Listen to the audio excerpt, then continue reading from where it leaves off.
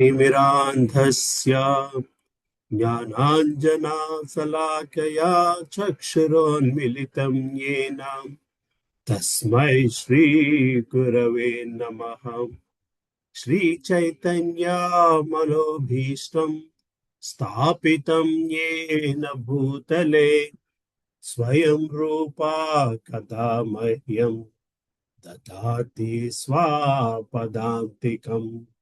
वन्देऽहं श्रीगुरो श्रीयुतापदकमलं श्रीगुरून् वैष्णवाञ्च श्रीरूपं साग्रजातां सहगणा रघुनाथान्वितं तं सजीवं साद्वैतं सावधूतं परिजना सहितं कृष्ण चैतन्य देवं श्री राधा कृष्ण पदान् सहगणा ललिता श्री विशाखान्वितांश्च हे कृष्णा करुणा सिंधो दीनबन्धो जगत्पते गोपेशा गोपिका कांता राधा कांता नमोस्तुते। तप्त कांचना गौरांगी राधे वृंदावनेश्वरी वृषभानुस्तुते देवी प्रणमामि हरिप्रिये। वाञ्छाकल्पतरुभ्यश्च कृपा सिन्धुभ्य एव च पतितानां पावनेभ्यो वैष्णवेभ्यो नमो नमः। जय श्री कृष्णा चैतन्य प्रभु नित्यानंद श्री अद्वैता गदाधर श्रीवासादि गौर भक्त वृंद। हरे कृष्णा कृष्णा कृष्णा हरे हरे, हरे रामा रामा रामा हरे हरे। ओम नमो भगवते वासुदेवाय। ओम नमो भगवते वासुदेवाय। ओम नमो भगवते आय। नारायणं नमस्कृत्यं नरं चैव नरोत्तमं देवीं सरस्वतीं व्यासं ततो जयमुदीरयेत्। नष्टप्रायेषु अभद्रेषु नित्यं भागवत सेवया भागवती उत्तमश्लोके भक्तिर्भवती नैष्टिकी। कृष्णाय वासुदेवाय देवकी नन्दनाय च नन्दगोपकुमाराय गोविन्दाय नमो नमः। नमो महावधन्याय कृष्णप्रेमप्रदायिते कृष्णाय कृष्णचैतन्य नाम्ने गौरतिषे नमः। नमः पङ्कजनाभाय नमः पङ्कजमालिने नमः पङ्कजनेत्राय नमस्ते पङ्कजाङ्ग्रे। नमो ब्राह्मण्याय देवाय गो ब्राह्मण्याय हिताय च जगद्हिताय कृष्णाय गोविन्दाय नमो नमः। नमः ओं विष्णुपदाय कृष्णपृष्ठाय भूतले श्रीमते भक्ति वेदांत स्वामी निति नामिने। नमस्ते सारस्वती देवे गौरवाणी प्रचारिणे निर्विशेष शून्यवादी पाश्चात्य देश तारिणे। जय श्री कृष्ण चैतन्य प्रभु नित्यानंद श्री अद्वैत गदाधारा श्रीवासादि गौर भक्त वृंद। हरे कृष्णा कृष्णा कृष्णा हरे हरे, हरे रामा राम राम हरे हरे। मुकुं करोति वाचालं पङ्गुं लंघयते गिरिं यत्कृपातमहं वन्दे श्रीगुरुं दीनतारिणं परमानन्दमाधवं श्रीचैतन्येश्वरम्। ॐ अपवित्रो सर्वावस्थगतो वा यस्मरेत् पुण्डरीकाक्षं स बाह्याभ्यन्तरशुचिः శ్రీ విష్ణు శ్రీ విష్ణు శ్రీ విష్ణు. హరే కృష్ణ. హరే కృష్ణ ప్రభుజీ. హరే కృష్ణ అమ్మ. హరే కృష్ణమ్మ విజయమాతాజీ. హరే కృష్ణమ్మ.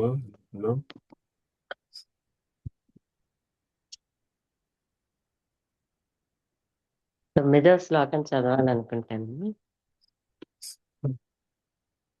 సో భగవత్ ప్రాప్తి 8వ అధ్యాయంలో 3వ సెక్షన్ లో ఉన్నాము. పరమాత్మను యోగ మిశ్ర భక్తితో స్మరించడం. సో ఈ 6వ అధ్యాయము యోగ విధానం అయితే 7వ అధ్యాయము భక్తి యోగం స్టార్ట్ చేయడం జరిగింది. మొదటి 5 అధ్యాయంలో కూడా కర్మయోగముతో గృహస్థాశ్ర ధర్మము ఎట్లా ఇవన్నీ చూసుకుంటూ వచ్చాను. అయితే ఈ అధ్యాయము 6-7 కాంబినేషన్ లో నడుస్తూ ఉంటుంది. అంటే అష్టాంగ యోగ విధానంతో ఏం చేయగలము, భక్తి యోగ విధానంతో ఏం చేయగలము. ఎక్స్పెషల్ గా 9 నుంచి 13 శ్లోకాలు మిశ్రమ భక్తి, యోగ మిశ్రమం అంటే రకరకాల యోగ మిశ్రమాలు. అంటే కర్మయోగము కొంతవరకు, ధ్యాన యోగం చాలా వరకు, జ్ఞాన యోగం కొంతవరకు, భక్తి యోగము, వీటి కంపారిజన్ కనబడుతూ ఉంటుంది. బేసికల్గా అంటే భగవంతుడిని చేరుకోవడానికి కొన్ని మెట్లుగా ఉన్నాయి. మనం భగవంతుడిని మూడు విధాలుగా అర్థం చేసుకోవాలని చెప్పుకొచ్చాము. బ్రహ్మము కింద, భగవానుడి కింద, పరమాత్మ కింద, బ్రహ్మము కింద, భగవంతుడి కింద. యోగా పద్ధతిలోని భగవంతుడిని పరమాత్మ రూపంలో దర్శించడం వరకు జరుగుతుంది. జ్ఞాన భక్తితోని సుమారుగా బ్రహ్మములో ఐక్యమయ్యేంత వరకు వెళ్ళగలము, లేదా వైకుంఠ లోకం వరకు వెళ్ళగలము. భక్తితో మాత్రమే భగవంతుడిని గోలోకంలో చేరుకోగలము అన్నది మనకి 7వ అధ్యాయం నుంచి మనకి క్లియర్ అయి ఉండాలి. వాటికి యోగాలోని భగవంతుడు ఎక్కడొస్తున్నాడయ్యా అంటే, చాలా మటుకు యోగా చేసేటప్పుడు యోగులు ఏం చేస్తారంటే భగవంతుని దృష్టిలో పెట్టుకుని యోగా చేసుకుంటుంటారు. లోని భగవంతుని దృష్టిలో పెట్టుకోవడం కంటే కూడా భగవంతుని చేరుకోవడం కోసం చేసే యోగ పద్ధతి భక్తి యోగం. అంటే యోగాలోని Krishna is an object. In bhakti yoga Krishna is the objective. Basically to reach Krishna is bhakti yoga. అంటే అష్టాంగ యోగ స్థితితోని భగవంతుడిని చేరుకోవడం కష్టం. భగవంతుని గ్రహించే స్థితి దాకా వెళ్ళగలుగుతారు. కేవల భక్తి అంటారు భక్తి యోగాన్ని. అంటే కేవలము భగవంతుని చేరుకునేది కేవల భక్తి యోగముతో మాత్రమే భగవంతుని చేరుకోగలము. ఇది 14 నుంచి 16 శ్లోకాల్లోని మళ్ళీ భగవంతుడు మనకు చెప్పుకురావడం జరుగుతుంది. రైట్? అంటే డిఫరెన్సెస్ అర్థం చేసుకోగలగాలి ఈ స్టేజ్కి వచ్చేసరికి. సో భక్తి యోగతో మాత్రమే, అంటే అష్టాంగ యోగ కర్మయోగ కంప్లీట్ గా భౌతిక ప్రపంచానికి చెందిన విషయం. అష్టాంగ యోగ కూడా భౌతిక ప్రపంచానికి చెందిన విషయం. అష్టాంగ యోగాలోని భౌతిక ప్రపంచం నుంచి ఒకటి కంట్రోల్లో చేసుకుంటూ సబ్ట్రాక్ట్ చేసుకుంటూ వచ్చి ఆ పరమాత్మ స్వరూపాన్ని, ఆయన పరమాత్మ స్వరూప స్థితిని గ్రహించడం జరుగుతుంది అంతిమముగా. అలాగే జ్ఞాన యోగాలో కూడా జ్ఞానము ద్వారా భగవంతుని గ్రహించడం జరుగుతుంది. భగవంతుని చేరుకోవడానికి జ్ఞానము గాని అష్టాంగ యోగము గాని ఎండ్ పాయింట్ కాదు. సో అష్టాంగ యోగాలో భగవంతుని తాలూకా స్థితిని గ్రహించడము, జ్ఞాన యోగాలో భగవంతుని తాలూకా స్థితిని గ్రహించిన తర్వాత భగవంతుని మెప్పు పొందడానికి నవవిధ భక్తి విధానాల్లో ఏదో ఒకటి పట్టుకోవాల్సిన అవసరం ఉంది. భక్తి యోగాలో మొదటి నుంచి అది పట్టుకోవడం జరుగుతుంది. ఎందుకంటే భక్తి యోగాలోని మీరు ఒక ఆధ్యాత్మిక స్వరూపుడుగానే చూస్తాం. కృష్ణుడిని ఒక ఆధ్యాత్మిక స్థితిలోనే మనం గ్రహించగలడం జరుగుతుంది. భక్తి యోగ మనస్సుకి సంబంధించిన విషయం కింద మారుతుంది. మిగతావన్నీ కూడా అష్టాంగ యోగ ఇంకా శరీరానికి సంబంధించింది, కర్మయోగ శరీరానికి సంబంధించింది, బుద్ధి యోగ జ్ఞానానికి సంబంధించినది. మనసు పెట్టి చేయందే భక్తి రాదు. సో అది అది ఆధ్యాత్మిక స్థితికి దగ్గరగా తీసుకెళ్లే ఇది భక్తి యోగం మాత్రమే. మనసు పెట్టి చేయగలిగినాడు మాత్రమే మన ఆధ్యాత్మిక స్థితి దగ్గరగా వెళ్తాం. మనకి 9-16 శ్లోకాల్లోని మనకి భగవంతుడు దీని గురించి చాలా మటుకు క్లారిటీ ఇవ్వడం జరుగుతుంది. రైట్. సో 8 శ్లోకాల దాకా చూసాము. అర్జునుడు అడిగిన ప్రశ్నకి సమాధానం, మరణ సమయం వలన కృష్ణుని స్మరించడం వలన ఏం జరుగుతుందో శ్రీకృష్ణ భగవానుడు చెప్పుకొచ్చారు. కానీ అదే ఇంకొంచెం డీటెయిల్ గా మనకి 14వ శ్లోకం నుంచి 11 కనబడడం మొదలు పెడుతుంది. రైట్. సో దానితోని 9వ శ్లోకంతోని స్టార్ట్ చేసుకుందాం. చదువుతామమ్మా 9వ శ్లోకం. చదువుతానమ్మా. హరే కృష్ణ. 9వ శ్లోకం. కవిం పురాణమనుశాసితారం అణోరణీయాంసమనుస్మరేద్యః సర్వస్య ధాతారమచింత్య రూపం ఆదిత్యవర్ణం తమసః పరస్తాత్. అనువాదము. సర్వజ్ఞుడుగను అతి ప్రాచీనుడుగను శాసించువాడుగను అణువు కంటే మిక్కిలి సూక్ష్మమైన వాడుగను సర్వమును పోషించువాడుగను భౌతిక భావాతీతుడుగను ఊహింప సఖ్యము కాని రూపము గలవానిగను సదా దివ్య రూపుడుగను పరమ పురుషుని స్మరింపవలెను. సూర్యుని వలె తేజస్సు గలవాడును దివ్యుడును అగు అతడు భౌతిక ప్రకృతికి అతీతుడు. హరే కృష్ణ. సో సర్వజ్ఞుడుగాను అతి ప్రాచీనుడుగాను శాసించువాడుగాను అణువు కంటే మిక్కిలి సూక్ష్మమైన వాడుగాను సర్వమును పోషించువాడుగాను భౌతిక భావాతీతుడుగాను ఊహింప సఖ్యము కాని రూపము గలవానిగాను సదా దివ్య రూపుడగు పరమ పురుషుని స్మరింపవలెను. సో ఇక్కడ భగవంతుడు పరమాత్మ తాలూకు లక్షణాలు చెప్పుకొస్తున్నాడు. కానీ అది నేనే మాత్రం ఎక్కడా చెప్పలేదు. మనకి భాగవతంలో పరమాత్మ మహావిష్ణు అంశంలోంచి వస్తుంది అని చెప్పుకొస్తారు. సూర్యుని వలె తేజస్సు గలవాడును దివ్యుడును అగతుడు భౌతిక ప్రకృతికి అతీతుడు. సో నువ్వు అష్టాంగ యోగాలోని చివరికి గ్రహించే విషయం ఏమిటయ్యా అంటే భౌతిక స్థితికి అతీతమైన వ్యక్తిత్వాన్ని, భౌతిక స్థితికి అతీతమైన ఒక దివ్యతత్వాన్ని చూడగలుగుతావు అని అక్కడ దాకా ఆపేశాడు. కానీ ఆ దివ్యతత్వము నేనే అని మాత్రం చెప్పలేదు. భక్తి యోగానికి వచ్చేసరికి నువ్వు నన్నే చేరుకుంటావు. నువ్వు భక్తితో ప్రార్థిస్తే, భక్తితో శరణాగతి పొందితే నన్నే అంటే మిగతా యోగ పద్ధతుల్లోని నువ్వు భౌతిక ప్రకృతికి అతీతుడైన పరమ పురుషుని గ్రహించగలుగుతావని చెప్తారు, కానీ ఎక్కడ నువ్వు చేరుకుంటావు అన్న మాట మాత్రము రాదు. బేసికల్ అంటే పరమాత్మని తాలూకు లక్షణాలని కొంతవరకు భగవంతుడు ఈ శ్లోకంలో మనకి ఎక్స్ప్లెయిన్ చేయడం జరిగింది. సరే, దీని భాష్యం చూద్దాం. ఈ శ్లోకమును దేవాది దేవుడు స్మరించే విధానం తెలుపబడినది. ముఖ్యమైన విషయం ఏమనగా అతను నిరాకారుడో శూన్యుడో కాదు. నిరాకారమైనట్టి శూన్యమైనట్టి దానిని ఎవరు ధ్యానింపజాలరు. అది మిక్కిలి కష్టము. కానీ శ్రీకృష్ణుని స్మరించే విధానం మిక్కిలి సులభం. ఇక్కడ వాస్తవంగా పేర్కొనబడింది. మొట్టమొదట మనము భగవానుడు పరమ పురుషుని రూపరహితుడని ఎరుగవలెను. మనము శ్రీరామునిగా గాని కృష్ణునిగా గాని పరమ పురుషులుగానే పరమ పురుషులుగానే ధ్యానింపవలను. ఎవరైనా శ్రీరాముని స్మరించినను శ్రీకృష్ణుని స్మరించినను అతను ఎట్లుండునో భగవద్గీత యందు ఈ శ్లోకం నందు వర్ణింపబడింది. భగవానుడు కవి అని ఇక్కడ వర్ణింపబడింది. అనగా అతడు భూత భవిష్యత్ వర్తమానములు నెరుగును కనుకనే సర్వజ్ఞుడు, సర్వమునకు మూల కారణం చేత అతనే పురాణ పురుషుడు.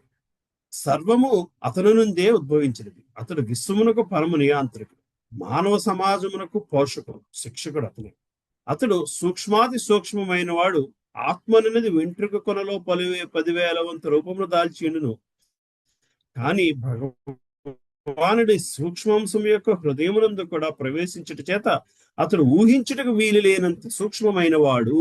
సో ఇక్కడ మళ్ళీ మనకి ఈ ప్రభుపాదుల వారు ఆ పరమాత్మ భగవంతుడు వేరు కాదు అన్న భావన మనకి తీసుకొస్తున్నారు. కానీ ఆ పరమాత్మ తాలూకు లక్షణాలు మళ్ళీ మనకి ఇక్కడ చెప్పుకొస్తున్నారు. ఏమిటయ్యా అంటే అతి ప్రాచీనుడు అంటే ఎప్పటి నుంచో ఉన్నాడు. ఆది కాలము నుంచి ఉన్న శక్తి తత్వమే ఆ పరమాత్మ తత్వంగా ప్రతి ఒక్కల రూపంలోనే ఉందయ్యా. ఉం?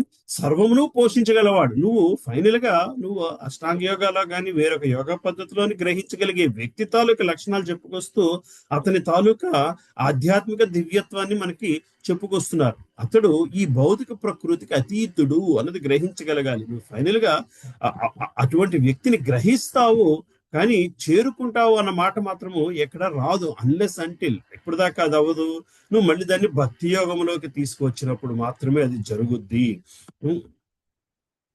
అతడు విశ్వమునకు పరమ నియంత్రికుడు, మానవ సమాజమునకు పోషకుడు, శిక్షకుడు అతడే. అతడు సూక్ష్మాది సూక్ష్మమైన వాడు. ఆత్మ అన్నది వెంట్రుక కొనలో 10,000 వంత రూపంలో దాల్చి ఉండును, కానీ భగవానుడి అంశము యొక్క హృదయమునందు కూడా ప్రవేశించట చేత అతడు ఊహించడానికి వీలు లేనంతటి సూక్ష్మమైన వాడు.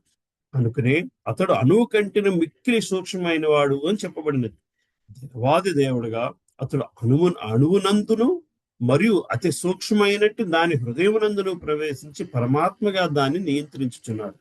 అతి సూక్ష్మమైనను అతడు సర్వవ్యాపకుడై సమస్తమును పోషించుచున్నాడు. అతని వలనే గ్రహమండలములన్నీ పాలింపబడుచున్నవి. పెద్ద పెద్ద గ్రహములు సులభముగా అంతరిక్షం ఎట్లు తేలుచున్నవని మనం తరచుగా ఆశ్చర్యపడుతుండము. వాస్తవమునకు దేవాది దేవుడే తన అచింత్య శక్తి చేత అతి పెద్ద గ్రహములను కూడా నక్షత్ర మండములను కూడా నిలుపుచున్నాడు అని ఇక్కడ తెలుపబడింది. కనుక ఈ సందర్భంలో అచింత్యము అనే పదము మిక్కిలి ప్రాధాన్యతను సంతరించుతున్నది. భగవానుడి శక్తి మన ఆలోచన పరిధికి భావనకు అతీతమగుడి చేత అచింత్యము అన్న పదము మిక్కిలి ముఖ్యమైనది. వాస్తవములకు ఈ విషయం గూర్చి ఎవ్వరు చర్చింపగలరు? అతడు ఈ భౌతిక జగత్తును అంతటినీ వ్యాపించున్నను దానికి అతీతుడై ఉన్నాడు. ఆధ్యాత్మిక జగత్తుతో పోల్చుకునిచో అతి స్వల్పమైనట్టు ఈ భౌతిక జగత్తును గూర్చి కూడా మనము అర్థము చేసుకుని జాలం. కనుక దీనికి అతీతమైన దానిని మనం ఎట్లా అర్థం చేసుకోగలము? కనుక అచింత్యము అనగా ఈ భౌతిక జగత్తునకు అతీతమైనది మరియు మన హేతువాదమునకు, తర్కమునకు, తాత్విక భావన కల్పనకు అందనిది అని అర్థము. కనుక వివేకవంతుడు వ్యర్థ వాదనలు, ఊహాగానాలు చింతించి వేదములు, భగవద్గీత, శ్రీమద్ భాగవతము వంటి ధర్మ గ్రంథములనందు తెలుపబడిన విషయములను అంగీకరించి అవి తెలుపు సిద్ధాంతములను అనుసరింపను. అదే మానవునికి సరి అయిన అవగాహన శక్తిని ఇవ్వగలదు. అంటే మనకి భగవంతుడు ఈ శ్లోకాలు అన్ని చెప్పిన తర్వాత 18వ అధ్యాయానికి వెళ్ళిన తర్వాత సర్వధర్మాన్ పరిత్యజ్య మామేకం శరణం వ్రజ అని చెప్పి భక్తి యోగము తాలూకా కన్క్లూజన్ ఇస్తారు. భక్తి యోగం తాలూకు భగవద్గీత తాలూకు కన్క్లూజన్ బేసికల్ గా భగవద్గీత తాలూకు కన్క్లూజన్ ఏమిటయ్యా అంటే అన్ని ధర్మాలని కూడా పక్కన పెట్టి వచ్చేయ్యా. ఇది ధర్మము అది ధర్మము అని ఆలోచిస్తున్నావు కదా, నన్ను శరణు పొందు. అది మనకి శ్రీల ప్రభుపాదుల వారు ఇంచుమించుగా ప్రతి శ్లోకంలోని ఆ దశగా తీసుకువెళుతూ రావడం జరుగుతుంది. అదే మిగతా భగవద్గీతలకి ఈ భగవద్గీతకి గొప్ప తేడా ఏంటంటే, మిగతా భగవద్గీతలు సాధారణంగా ఆ శ్లోకము దానికి తాలూకా సంస్కృత పదాలకి మీనింగ్ ఇచ్చే సూరుకుని ఒక భావం కింద తయారు చేస్తాయి. కానీ ఇక్కడ ప్రభుపాదుల వారు ప్రతి శ్లోకాన్ని మనము భక్తిలోకి వెళ్ళడానికి ఎట్లా మలుచుకోవాలి అన్న భావనని క్రియేట్ చేస్తూ ప్రతి శ్లోకాన్ని కూడా మనకి ఫైనల్ గా భక్తి కన్క్లూజన్కి ఇస్తూ ఉంటారు. సో ఈ శ్లోకం నుంచి మనం గ్రహించాల్సింది ఏమిటయ్యా అంటే భగవంతుని తాలూకు దివ్యత్వము.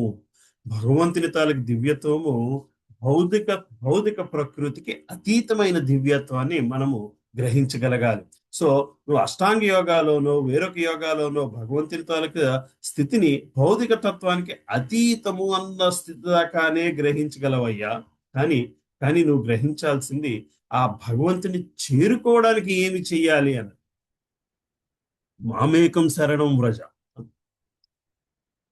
దాని ఇంపార్టెన్స్ మనకి ఈ చాప్టర్ లో మళ్ళీ మనకి ఇంట్రడ్యూస్ అవుతుంది బేసికల్గా.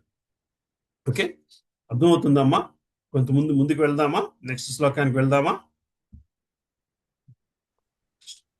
10th శ్లోక చదువుతుంది.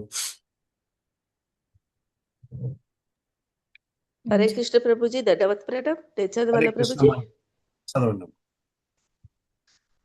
10వ శ్లోకము.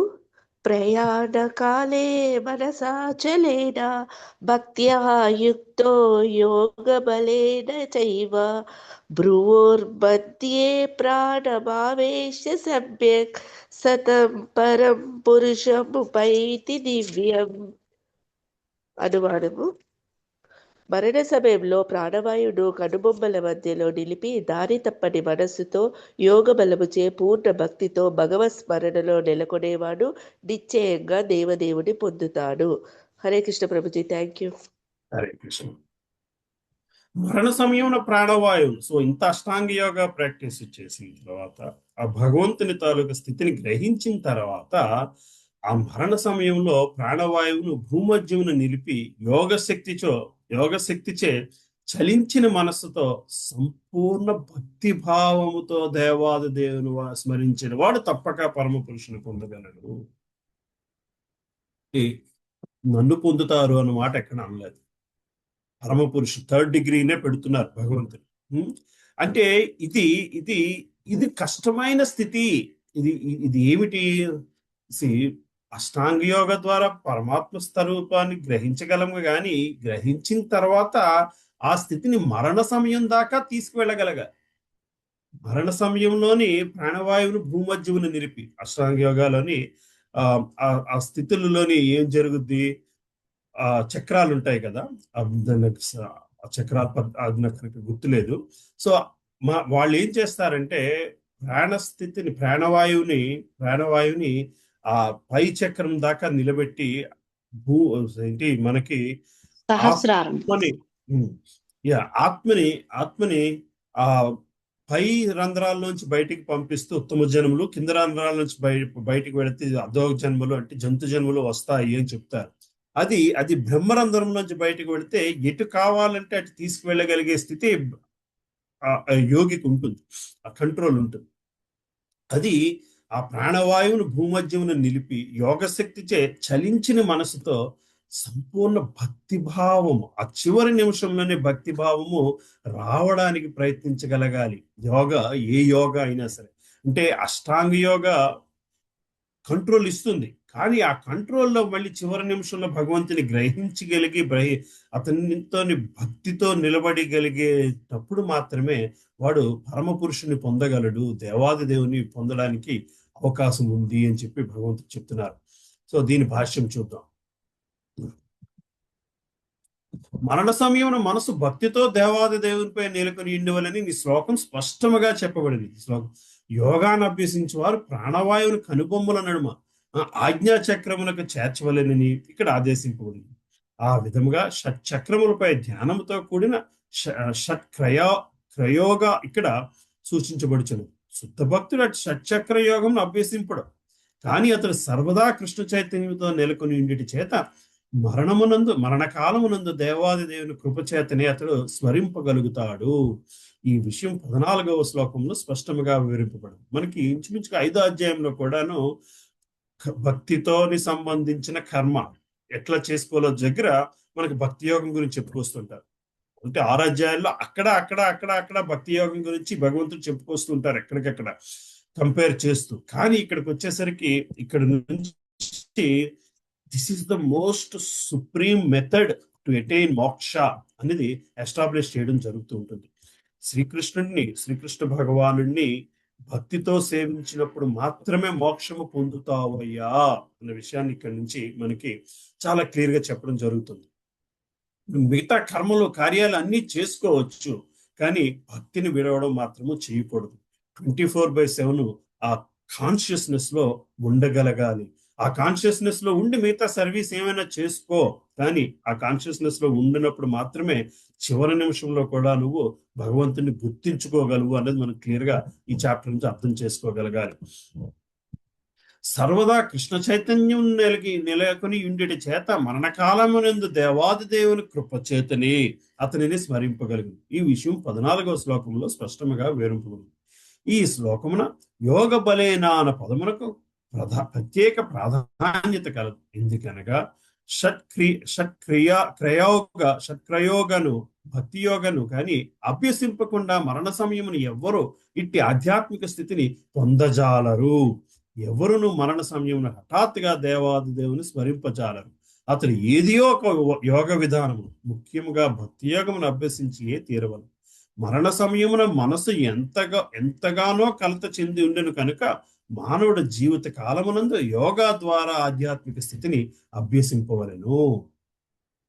సో అష్టాంగ యోగా ద్వారా భగవంతుని చేరుకోవాలి అనుకున్న వాళ్ళ గురించి భగవంతుడు ఇక్కడ కొన్ని సూచనలు ఇస్తున్నారు. బేసికల్ గా నువ్వు చేయాల్సింది ఏమిటయ్యా అంటే, చివరి నిమిషంలోని నువ్వు సాధించిన యోగ పద్ధతితోని బుద్ధిని, అహంకారాన్ని, వీటన్నిటిని కంట్రోల్ చేసుకుంటూ వచ్చి ఈ ప్రాణవాయువుని ఆజ్ఞాచక్రం దగ్గర నిలబెట్టి నన్ను తలుచుకోగలిగితే నువ్వు నువ్వు ఆ దగ్గరికి చేరుకుంటావు, దేవాది పరమ పురుషుని దగ్గరికి చేరుకుంటావు, అంటే భౌతిక స్థితి నుంచి బయటపడతావు, ఆధ్యాత్మిక స్థితికి చేరుకుంటావు అని చెప్తున్నారు. కానీ మనం గ్రహించాల్సింది ఏంటంటే, ఏది ఏమైనా నువ్వు ఏ యోగా పద్ధతిలో ఉన్నా సరే చివరికి భగవంతుడిని గుర్తించుకోవడం కోసము జీవితం అంతా సాధన చెయ్యాలి. అది ఎట్లా వస్తుంది? తలకిందలుగా కూర్చుంటే వస్తుంది అంటే తలకిందలుగా కూర్చో. అది ఎట్లా వస్తుంది అన్నది మనకి, దానికోసమే భక్తి మార్గంలో సులభముగా వెళ్ళడం కోసమే కృష్ణ చైతన్య మార్గము అని చెప్పి సూచిస్తున్నాము. ఏంటయ్యా అంటే, మరి కృష్ణ చైతన్య మార్గము అంటే భగవంతుడిని చివరి నిమిషంలో నిలబెట్టుకోవడం కోసం, గుర్తుంచుకోవడం కోసం ఎటువంటి కార్యాలు జీవితాంతము చేస్తూ ఉండాలి. జీవితంలోని దేనికి కూడా టైం ఉండనంత విధంగా భగవంతుడిని నువ్వు ప్రార్థిస్తూ ఉండాలి. ప్రతిరోజు చాంటింగ్ దానికోసమే అంత ఇంపార్టెంట్. ఏమిటయ్యా అంటే, ఉదయాన్నే నీకు భగవంతునితోనే ఒక గంటన్నర ఒక డెడికేటెడ్ ఫోన్ కాల్ కమ్యూనికేషన్ జరుగుతున్న విధానం బేసికల్ గా అది. ఎప్పుడైతే రోజులో ఉదయాన్నే బ్రహ్మముహూర్తంలో కూర్చుని భగవంతుని స్మరించగలుగుతామో వెంటనే ఇంకా అక్కడి నుంచి మిగతా రోజంతా అక్కడ నువ్వు ఏ కార్యం చేసుకుంటున్నా భగవంతుని తాలూకా స్థితిని నువ్వు గ్రహించగలుగుతావయ్యా. భగవంతుని తాలూకా ఆ చైతన్య స్వరూపంతోనే నువ్వు కార్యాలన్నీ చేసుకునే స్థితిలో ఉంటావు. ఎప్పుడైతే రోజంతా అట్లా గడుపుతావో చివరి నిమిషంలో భగవంతుని గుర్తుంచుకోగలుగుతావు. లేకపోతే అది గుర్తుంచుకునే విధముగా ఆయనే ఆ కృపని కలిగిస్తాడు. భక్తి యోగానికి కావాల్సిన లక్షణాలు ఏమిటయ్యా అంటే, మన ప్రయత్నము భగవంతుని కృప. భగవంతుని కృప లేదే భక్తిలో మనం నిలబడడం కూడా కష్టము.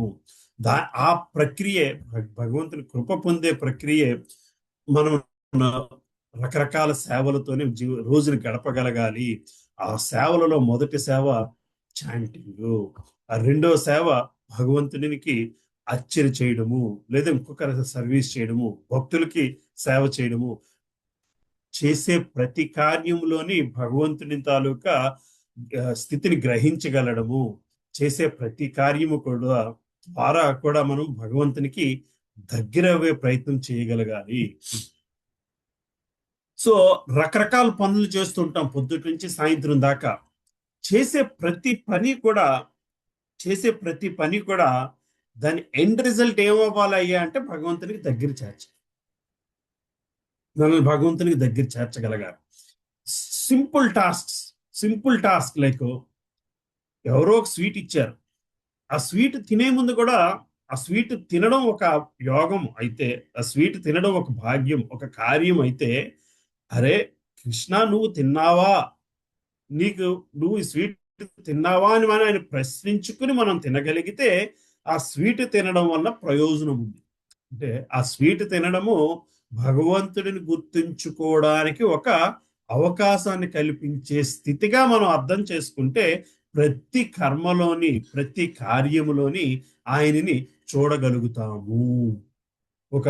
ఒక చెప్పులు వేసుకుని నడుస్తున్నప్పుడు, చెప్పులు వేసుకునే ముందు అరే కృష్ణ నా కాళ్ళు ప్రొటెక్ట్ చేయడానికి నువ్వు నాకు ఈ చెప్పుల్ని క్రియేట్ చేసావా, నువ్వు నాకు ఈ చెప్పుల్ని ప్రసాదించావా అన్న భావనతో నా చెప్పులు వేసుకుని బయటికి వెళ్ళేవు అయితే ఒకలాగుంటుంది. లేదా ఆ చెప్పులు చూడగానే మంచి డీల్ వచ్చింది, నాకే కదా ఇంత కరెక్ట్ అయిన 80% ఆఫర్లో తీసుకోగలిగాను, ఇంకెవరికి లేని ఆఫర్ నాకు వచ్చింది అనుకుంటూ ఓ డిస్కౌంట్ ఆఫర్ గురించో, లేకపోతే ఇదే ఆఖరి జత ఆ షాపులోని నేను చాలా లక్కీగా టైంకి వెళ్ళాను అనుకుంటూ మనము గర్వంగా నా చెప్పులు వేసుకోవడం మొదలు పెడితే మరింత కొంతకాలం ఆ గర్వం అనేగేదాకా, లేదా ఆ గర్వాన్ని మనము గ్రహించేదాకా, ఇది పనికిరానిది అనేది గ్రహించేదాకా జన్మలు ఎత్తుకుంటూనే రావాల్సి వస్తుంది. అంటే మై పాయింట్ హియర్ ఇస్, ఏ కర్మ చేసినా మన కర్మయోగం నుంచి నేర్చుకుంది అదే. ఏ కర్మ చేసినా అందులో భగవంతుని సెంట్రిక్ గా చెయ్యాలి, భగవంతుని సెంట్రిక్ గా చెయ్యాలి అంటే ప్రతి కర్మ కూడా కర్మలో భగవంతుని చూడడం కాదు, కర్మ వలన భగవంతుడికి దగ్గర అవ్వగలగాలి. చేసే కర్మ వలన భగవంతుడికి దగ్గర అవ్వగలగాలి. ఒక కూర వండుతున్నాం, అరే ఇది కృష్ణుడికి నచ్చుతుందో లేదో అని ఒక చిన్న భావన మనం ఆలోచించుకుని మనం కూర చేసుకున్నాము అనుకోండి, ఆ కూర చేయడం వల్ల ప్రయోజనం ఉంది, ఆధ్యాత్మిక ప్రయోజనం ఉంది. లేకపోతే అది భౌతికంగా తినడానికి పనికొచ్చే విషయం చేసుకున్నట్టే. అంటే కృష్ణుడికి ఇది నచ్చుతుందో లేదో అన్న భావన చేయడం వలన మనం చేస్తున్న కార్యం ఏమిటయ్యా అంటే మన ఇంద్రియాలని ఆయన ఇంద్రియ సాటిస్ఫాక్షన్ కోసం వాడుతున్నవాడు. నాకు నచ్చినట్టు చేసుకుంటున్నాను అనుకోవడం మన ఇంద్రియాల ఆనందం కోసము, ఇది ఆయనకి నచ్చుతుందో లేదో అని క్వశ్చన్ చేయడము ఆయన ఇంద్రియ ఆనందం కోసం, మన ఇంద్రియాలని ఆయన ఇంద్రియ ఆనందం కోసం వాడడము అంటే ఆ నచ్చుతుందో లేదో అన్న ఆలోచన మన ఇంద్రియాల నుంచి వచ్చింది, ఇది ఆయనకి నచ్చుతుందో లేదో అన్న ఆలోచన మన ఇంద్రియాలని ఆయన ఇంద్రియాలకి వాడిన వాళ్ళం అవుతాము బేసికల్గా. As simple as that, as simple as that. ప్రతి కార్యంలోనూ కూడా ఆయనకి దగ్గర అవ్వడం కోసం ప్రయత్నించాలి. ప్రతి కార్యములో కూడా అది అష్టాంగ యోగా అవ్వనివ్వండి, వేరొకటి అవ్వనివ్వండి, జ్ఞాన యోగం అవ్వనివ్వండి, వేరొక యోగం అవ్వనివ్వండి, ఆయనకి దగ్గర అవ్వడానికి అది ఉపయోగపడకపోతే అది అవకాశాన్ని దుర్వినియోగం చేసుకున్న వాళ్ళమే అవుతాము. అవకాశాన్ని దుర్వినియోగం చేసుకున్నాము, మానవునిగా పుట్టిన అవకాశాన్ని దుర్వినియోగం చేసుకున్న వాళ్ళం అవుతాము. ఎందుకంటే మిగతా శరీరాల్లో ఉన్న జీవులకి ఈ అవకాశాలు లేవు, ఇంతటి ఆలోచన శక్తి లేదు. భగవంతునికి ఒక కుక్కో ఒక పందో అది తినే ముందు ఇది భగవంతునికి అర్పిద్దాము అన్నంత ఆలోచన ఉండదు, ఎందుకంటే వాటిని ఇంట్యూటివ్ గా చేసి వెళ్ళిపోతూ ఉంటాయి. ఒక కార్యం చేసే ముందు ఇందులో భగవంతుడు ఉన్నాడా అన్న ఆలోచన పెట్టగలిగే శక్తి వాటికి లేదు. అది కేవలము మానవునికి మాత్రమే ఉంది. ఇది కేవలము ఒక ఒక ఒక తినే వస్తువునే కాదు, ఒక ఉద్యోగరీత్యా ఒక ఆఫీస్లో చేస్తున్న పనిలో కూడాను, హరే కృష్ణ నాకు ఇవాళ ఇంత పని చెప్పావు, నీ గురించి ఎప్పుడు ధ్యానం చేయగలనయ్యా అన్న భావన వచ్చినా సరే మనము ఆ పని వలన భగవంతుడికి దగ్గర అవ్వగలిగిన వాళ్ళం అవుతాము బేసికల్ గా. అది అలవాటు చేసుకోవడం కోసము ఈ భగవద్గీత ఉపయోగపడగలగాలి. ఎప్పుడైతే ఆ భావనతో ఉంటామో, అరే ఇవాళ ఈ పని నేను గబగబా చేసేస్తే నీ గురించి నేను కాసేపు భాగవతం చదువుకోగలను కదా, భగవద్గీత చదువుకోగలను కదా అన్న ఆలోచన వచ్చినప్పుడు ఆ పనికి ఆధ్యాత్మికత ఆటోమేటిక్ గా వస్తుంది. ఆ పని సులభంగా అయ్యే మార్గము ఆయనే చూపించుకుంటాడు. అర్థమవుతుంది కదమ్మా. సో సో ఏది ఏమైనా అష్టాంగ యోగా అవనివ్వండి, ఏది ఏమైనా సరే చివరికి మనల్ని భగవంతునికి దగ్గరగా చేర్చడానికి పడాలి. భక్తి యోగము అది చాలా సులభంగా చేస్తుంది. కృష్ణ కాన్షియస్నెస్ అనగాన, కృష్ణ చైతన్యము అనగాన అది ఎప్పుడు కూడా భక్తి యోగంలో నిలబడే విధముగా రూపొందించబడినది. అందువలన కృష్ణ చైతన్యంలో ఉన్నవాడు ఆటోమేటిక్ గా అంటే తన ప్రమేయము లేకుండానే భక్తి యోగంలో నిలబడి ఉంటాడయ్యా. ఎందుకంటే కృష్ణ చైతన్యం ఏం చేస్తుందయ్యా అంటే ఉదయాన్నే నిద్ర లేపుతుంది, ఇంతసేపు చాంటింగ్ చేయాలయ్యా అని చెబుతుంది, ఈ కార్యాలు నువ్వు చేయకూడదయ్యా అని చెబుతుంది, నువ్వు ఆనియన్ గార్లిక్ వదిలేసే, నాన్ వెజ్ తినక అంటే 24 తిండి గురించి మనం చాలాసేపు ఆలోచిస్తాము. ఆ తిండి గురించి ఆలోచించినప్పుడు కృష్ణ చైతన్యవంతుడు క్లియర్ గా అనుకుంటాడు, అయ్యా నేను ఇది తింటే ఇది నా ఆచారానికి తప్పు కదా, ఇది నా పద్ధతికి తప్పు కదా. ఎప్పుడైతే మనం ఇది నా పద్ధతికి తప్పు అని ఆలోచిస్తున్నామో ఆ నిమిషం భగవంతునితోని మనం తినే కార్యక్రమం, మనం తినేది కూడా దానిని అందులో భగవంతుని నిలిపిన స్థితికి చేరుకోవడం జరుగుతుంది. అంటే అది మనల్ని భగవంతుడికి దగ్గరగా చేస్తుంది. అందువలన ఈ పద్ధతులతో తీసుకొచ్చి మనల్ని 24 గంటలు కూడా ఆయన స్థితిలో నిలబడడం కోసము ఒక వెహికల్ లాంటిది, ఒక సాధనము లాంటిది ఈ కృష్ణ చైతన్య మార్గము అన్నది. సో అది అర్థం అవడం కోసం ఈ చాప్టర్ చాలా చాలా ఈజీగా మనకి ఉపయోగపడగలగాలి. రైట్, సరే నెక్స్ట్ శ్లోకానికి వెళ్దామా. సరే కృష్ణ విజయమాత చదువుతున్నారమ్మా. చదువుతాను ప్రభుజీ. యదక్షరం వేద విదో వదంతి విశంతి యధ్యతయో వీతరాగాః యదిచ్ఛంతో బ్రహ్మచర్యం చరంతి తత్తే పదం సంగ్రహేణ ప్రవక్ష్యే. అనువాదము. వేదములను ఎరిగిన వారును ఓంకారమును ఉచ్చరించు వారును సన్యాసాశ్రమమునందున్న గొప్ప మహర్షులను బ్రహ్మమును పొందుదురు. అట్టి పరిపూర్ణత్వమును కోరువారు బ్రహ్మచర్య వ్రతమును అభ్యసింతురు. దీనివల్ల వారు మోక్షమును పొందుదురో ఆ విధానమును నేను ఇప్పుడు నీకు సంగ్రహముగా వివరింతును. హరే కృష్ణ. అరే సో Thank you, ఇక్కడగా మా కృష్ణ సో ఇక్కడ భగవంతుడు జ్ఞానయోగం గురించి ఎక్స్ప్లెయిన్ చేసుకొస్తున్నారు. జ్ఞానుల తాలూకు పరిస్థితి చెప్పుకొస్తున్నారు. జ్ఞానులు ఏం చేస్తున్నారయ్యా అంటే వేదములను ఎరిగిన వారు, ఓంకారం ఉచ్చరించేవారు, సన్యాసాశ్రమం గొప్ప మహర్షులను బ్రహ్మమును పొందుతున్నారు. జ్ఞానముతోని నువ్వు చేయగలిగింది ఏమిటయ్యా అంటే చివరిగా బ్రహ్మమును పొందడం వరకు జరుగుతుందయ్యా. అట్టి పరిపూర్ణత్వమును కోరువారు బ్రహ్మచర్యతను అభ్యసిస్తున్నారు. దేని వలన వారు మోక్షమును పొందుదురో ఆ విధానమును నేను నీకు ఇప్పుడు సంగ్రహంగా వివరిస్తున్నాను. మళ్ళీ భక్తి యోగానికి జ్ఞానయోగానికి ఉన్న తేడా చెప్పుకొస్తున్నారు. జ్ఞానయోగంలోని భగవంతుడి గురించి తెలుసుకుంటున్నాము కానీ భగవంతుడి మీద భక్తి భావన కలుగుతుందా లేదా అన్నది గ్రహించగలగాలి.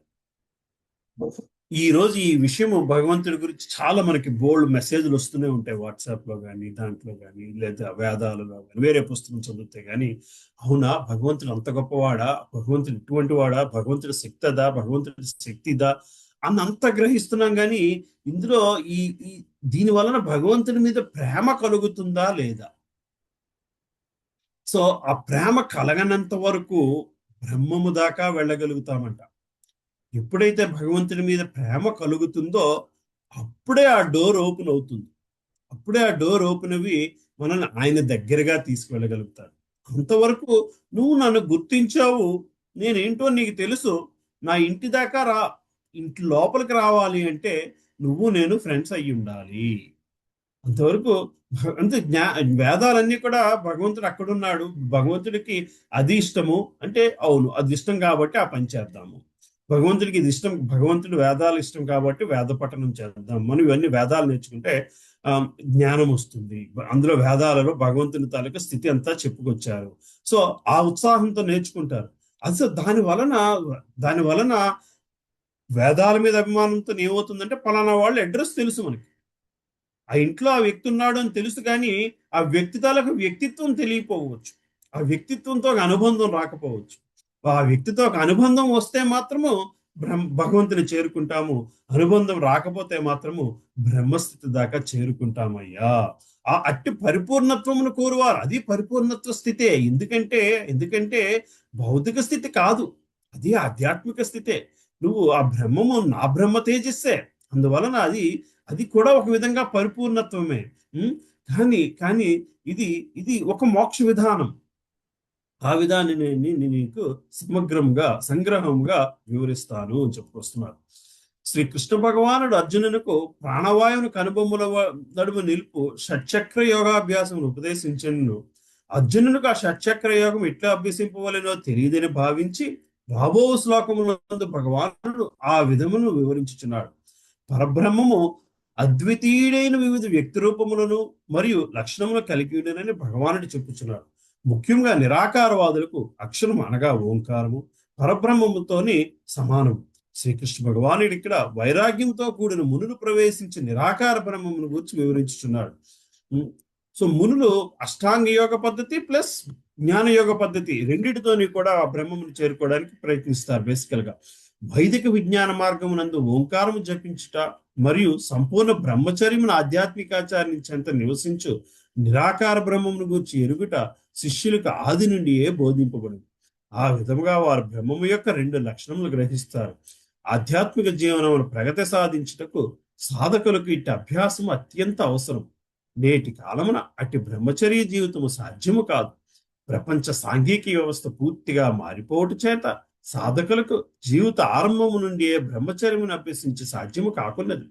ప్రపంచం అంతటిను వివిధ విజ్ఞాన శాఖలతో కూడిన పలు సంస్థలు ఉన్నప్పటికీ సాధకులకు బ్రహ్మచర్య నియమమును బోధించు ప్రామాణిక సంస్థ ఒక్కటియూ లేదు. అట్టి బ్రహ్మచర్యమును పాటింపకుండా ఆధ్యాత్మిక జీవన పురోగతిని సాధించడం మిక్కిలి కష్టం. కనుకనే కలియుగమునకు సంబంధించిన శాస్త్ర నియమమును అనుసరించి హరే కృష్ణ కృష్ణ కృష్ణ హరే హరే, హరే రామ రామ రామ హరే హరే అని శ్రీకృష్ణుని పవిత్ర నామ సంకీర్తన తప్ప దేవాది దేవుని పొందుటకు మరో మార్గము లేదని శ్రీ చైతన్య మహాప్రభు ప్రకటించి ఉండేది. సో ఇక్కడ బ్రహ్మచర్య మార్గం గురించి భగవంతుడు చెప్పిన, జ్ఞాన మార్గం గురించి చెప్పిన, ఈనాటి కాలంలోని ఆ రెండిటిని, ఆ బ్రహ్మచర్యమును ఆచరిస్తూ ఆ జ్ఞానాన్ని సంపాదించుకుంటూ ముక్తులు పొందడానికి చాలా కష్టము. ఎందుకంటే ఇవాళ రేపు ఆ బ్రహ్మచర్యమును నిర్దేశించడం కానీ, ఆ బ్రహ్మచర్యను ఉపదేశించే పాఠశాలలు లేవు. అటువంటి పాఠశాలలు లేవు కలియుగములోని. అందుకే చైతన్య మహాప్రభు అతి సులభ మార్గముగా భగవంతుని చేరుకునే విధానం ఏమిటయ్యా అంటే కేవలము నామ సంకీర్తనతోనే. ఈ కలియుగానికి నామ సంకీర్తనే శరణ్యము అని చెప్పి మన భాగవతం కూడా చెప్తుంది.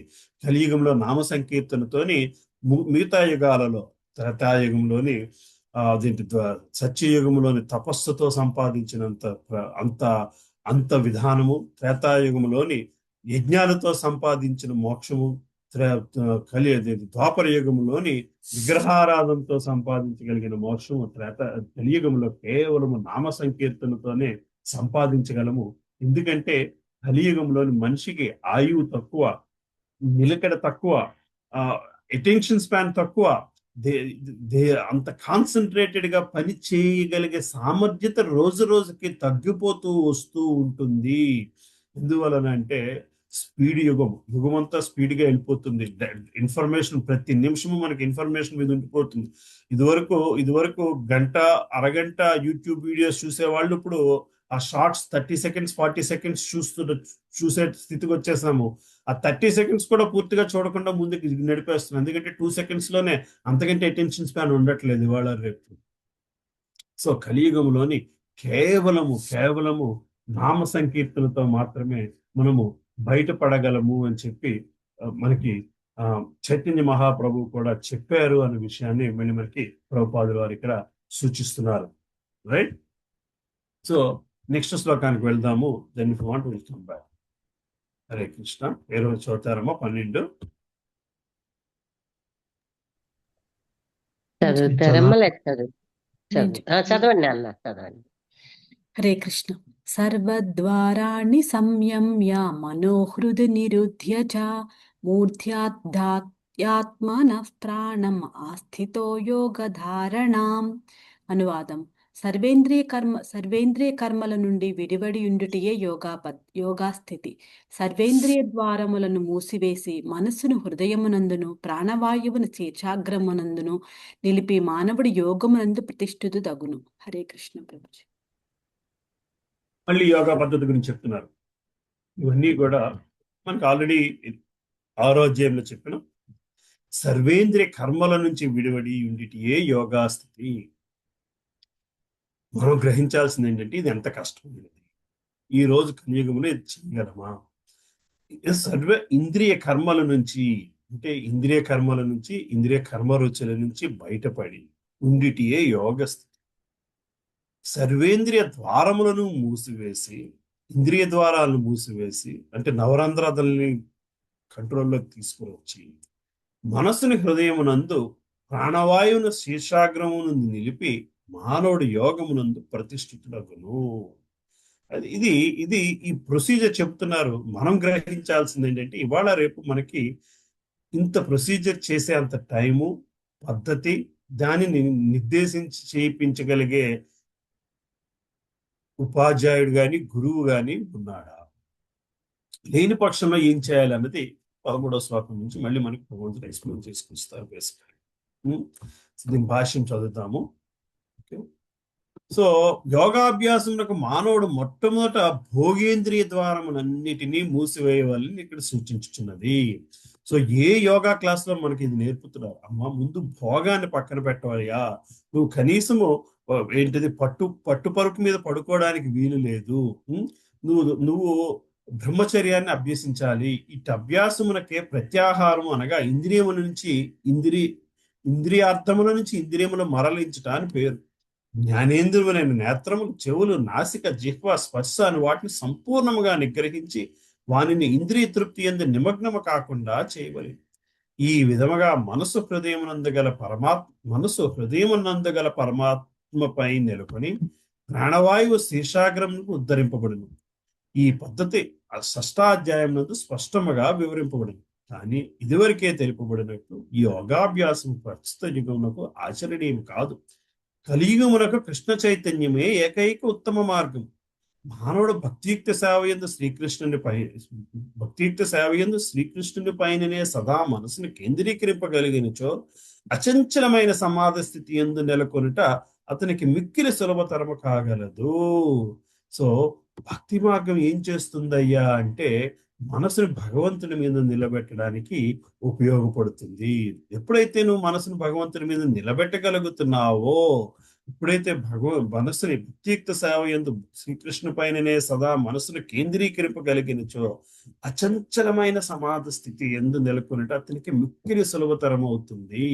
సో నువ్వు ఎప్పుడైతే ఆ సాధన చేస్తావో, భక్తి మార్గంలో భగవంతుని పైన మనసు నిలబెట్టగలిగే సాధన చేయడం మొదలు పెడతావో, నువ్వు అష్టాంగ యోగాలో చివరి స్థితిని గ్రహించిన స్థితికి సులభంగా వెళ్ళగలవయ్యా అని చెప్పి మళ్ళీ మనకి ప్రభుపాదుల వారు ఇక్కడ చెప్పుకొస్తున్నారు. సో ఈ సెక్షన్ అంతా కూడా మిశ్రమ భక్తి యోగము గురించి, మిశ్రమ యోగ స్థితి గురించి భగవంతుడు చెప్పుకొస్తే, నెక్స్ట్ సెక్షన్ అంతా కూడా భక్తి యోగము గురించి చెప్పుకుని వస్తూ ఉంటారు బేసికల్ గా. సరే, ఇంకొకటి రెండు శ్లోకాలు ఉన్నాయేమో. ఇది కనెక్టింగ్ శ్లోకాలు ఆ యోగానికి ఈ యోగానికి. 13వ శ్లోకం ఎవరు చదువుతారు? హరే కృష్ణ. చదవనా అమ్మా? చదువు. హరే కృష్ణ. చదవండి నాన్న, చదవండి. ఓం ఇత్యేకాక్షరం బ్రహ్మ వ్యాహరన్మాను మనుస్మరన్ యప్రయాతి త్యజన్ దేహం సయతి పరమం గతిం.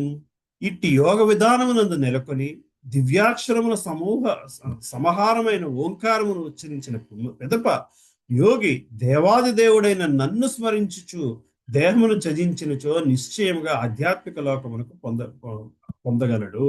సో ఇందాక జ్ఞానము యోగ స్థితితోని చివరి నిమిషంలో భగవంతుని గ్రహించే పరిస్థితి చెప్పుకొస్తే, ఇక్కడ పూర్తి యోగ అష్టాంగ యోగ విధానముతోని ఎట్లాగా ముందు శ్లోకంలోని ఎట్లాగా అన్నిటినీ బంధించి, అన్నిటినీ త్యజించి, ఇంద్రియాలని త్యజించి మనసును భగవంతునిపై నిలబెట్టి యోగ చివరి స్థితికి చేరిన తర్వాత ఆ యోగి ఏం చేస్తూ ఉంటాడయ్యా అంటే ఏం చేయగలడంటే దివ్యాక్షరముల సమూహమైన ఓంకారమును ఉచ్చరించిన పిదప యోగి దేవాది దేవుడైన నన్ను స్మరించుచు దేహమును త్యజించినచో.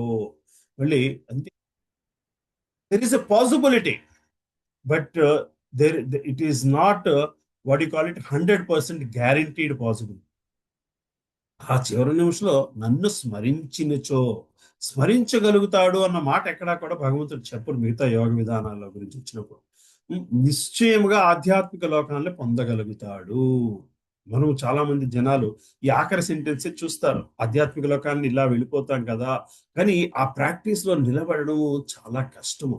ఒక్కడో ఇద్దరికో మనము సౌభారముని విషయం కూడా చూసాము. అంత చివరి దశకి వెళ్ళిన తర్వాత కూడా సౌభారముని ఆ రెండు చిన్న చేపలను చూసి బయటకు వచ్చేస్తారు. అంటే ఇంద్రియార్థాల నుంచి దాయడము అంత కష్టము. ఇంద్రియార్థాల నుంచి దాయడము చాలా కష్టము. చిన్న డిస్టర్బెన్స్ చాలయ్యా మీ మనసుని ఆ స్థితిలోంచి భౌతిక స్థితిలోకి తీసుకువచ్చేయడానికి బేసికల్ గా. అందువలన కలియుగంలో అది మరింత కష్టము అంటున్నారు. మిగతా యుగాల్లోనే మనం అది చూసాం, చాలా తక్కువ మంది ఈ యోగ స్థితితోని పరమాత్మను పొందగలిగిన వాళ్ళు. కానీ ఆ యోగ స్థితితో వాళ్ళు పరమాత్మను పొందిన వాళ్ళు కూడా చివరికి ఏ విధముగాను చివరి నిమిషంలో భగవంతుని గుర్తించుకునే విధముగా. అంటే అది ఎప్పుడు వస్తుందయ్యా అంటే భగవంతుని మీద భక్తి కలిగిన నాడు మాత్రమే వస్తుంది. ఓకే, మళ్ళీ మనకి దాన్ని శ్రీల ప్రభుపాదుల వారు ఎట్లా వర్ణిస్తున్నారో చూద్దాం. ఓంకారము బ్రహ్మము శ్రీకృష్ణ భగవానుడు అభిన్నులని ఇక్కడ స్పష్టముగా తెలుపబడింది. ఓం అనేది శ్రీకృష్ణుని నిరాకార శబ్ద రూపమే. కానీ హరే కృష్ణ అనే మహామంత్ర ధ్వనిలో ఓం కలదు. హరే కృష్ణ మహామంత్ర జపమే యుగమునకు ప్రత్యేకముగా ఆదేశింపబడు కనుకనే జీవితాంతమున మానవుడు హరే కృష్ణ కృష్ణ కృష్ణ హరే హరే హరే రామ రామ రామ హరే హరే అనే మహామంత్రం జపిస్తూ దేహమును విడిచినచో తన అభ్యాసమును అనుసరించి అతడు ఆధ్యాత్మిక లోకములందు ఏదో ఒక దానిని తప్పక పొందగలుగుతాడు. కృష్ణ భగవానుడు కృష్ణ భక్తులు కృష్ణలోకమైన గోలోక వృందామును ప్రవేశిస్తారు. ఆధ్యాత్మిక జగత్తునందు ఇంకను వైకుంఠ లోకములని తెలుపబడి అనేక లోకములు సాకారవాదుల కొరకై కలవు. కానీ నిరాకారవాదులు మాత్రము చివరికి బ్రహ్మజ్యోతి అందే లీనమవుతారు.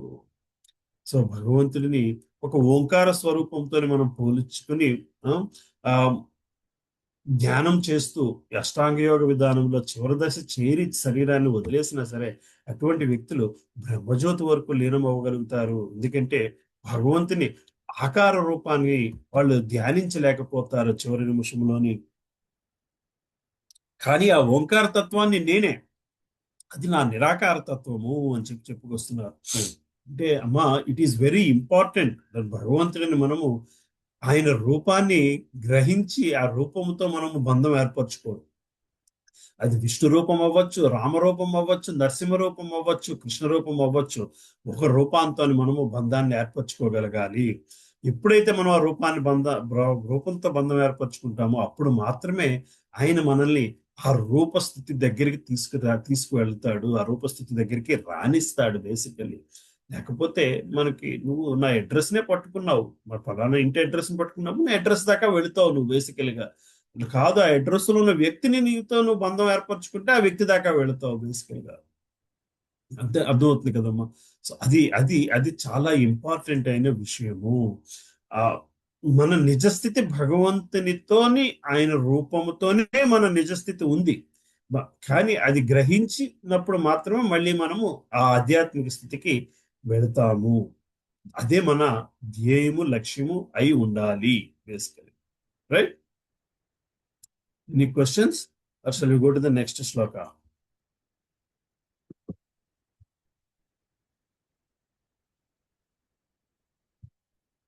ఓంకారము భగవంతుని తాలూకా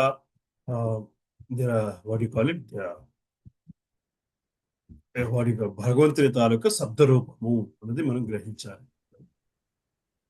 నెక్స్ట్ శ్లోక. కొంతమంది ఆ ఓంకార ధ్యానాన్నే చేస్తారు నాన్న అలాగా. అంటే అది ముందుకి తీసుకెళ్తాది అంటారు. ఓంకారం దగ్గర ఉండిపోవాలని కాదు, వాళ్ళు ఓంకారంతో స్టార్ట్ చేస్తే ఇంకా ముందుకు వెళ్ళగలుగుతాము అని. కానీ కొందరు అలా అక్కడే ఉండిపోగలుగుతారు. అది ఫైనల్ గా ఆ నువ్వు అన్నట్టు ముందుకు వెళ్ళగలిగితే, ఆ ఓంకారం ఉన్న భగవత్ స్వరూపాన్ని అనుభవించగలిగితే. అది ఓంకారం కూడా నేనే అని చెప్పారు కదా ప్రభుజీ. కరెక్ట్ అమ్మా, ఓంకారం కూడా నేనే అని చెప్తున్నారు. అది శబ్ద స్వరూపం. ఓంకారం అది శబ్ద స్వరూపం. అయినా నేనే అంటే అది నా శబ్ద స్వరూపం అనే చెప్తున్నారు. వచ్చిన మాట మీదే, మీ నుంచి వచ్చిన మాట మీదే. మీ నుంచి వచ్చిన మాట వేరొకరి నుంచి వచ్చినది కాదు. మీ నుంచి వచ్చిన మాట మీ రిఫ్లెక్షనే, మీ ఆలోచన, మీ రూపమే, కానీ మీరు కాదు. అది మీ నుంచి వచ్చిన మాట మీదే, కానీ అది మీరు కంప్లీట్ గా మీరు అవ్వడానికి అవ్వరు కదా. అట్లాగనే అది పట్టుకొని ఎక్కడం కష్టం కదా. అది పట్టుకుని ఎక్కడం కష్టము. అది అంటే అది స్టార్టింగ్ పాయింట్ కావచ్చు, అది ఎండింగ్ పాయింట్ అయితే ప్రాబ్లం కాదు. అది ఎండింగ్ పాయింట్ అయితే ప్రాబ్లం. ఇది నేనే అని చెప్పడంలోని అర్థం ఏంటంటే, అక్కడ నువ్వు పట్టుకున్నా నా దాకా రా. ఇది నేనే, ఇది నాది. ఈ పర్టికులర్ ట్రైన్ ఎక్కితే ఆ ఊరు వెళ్తాం, రైట్?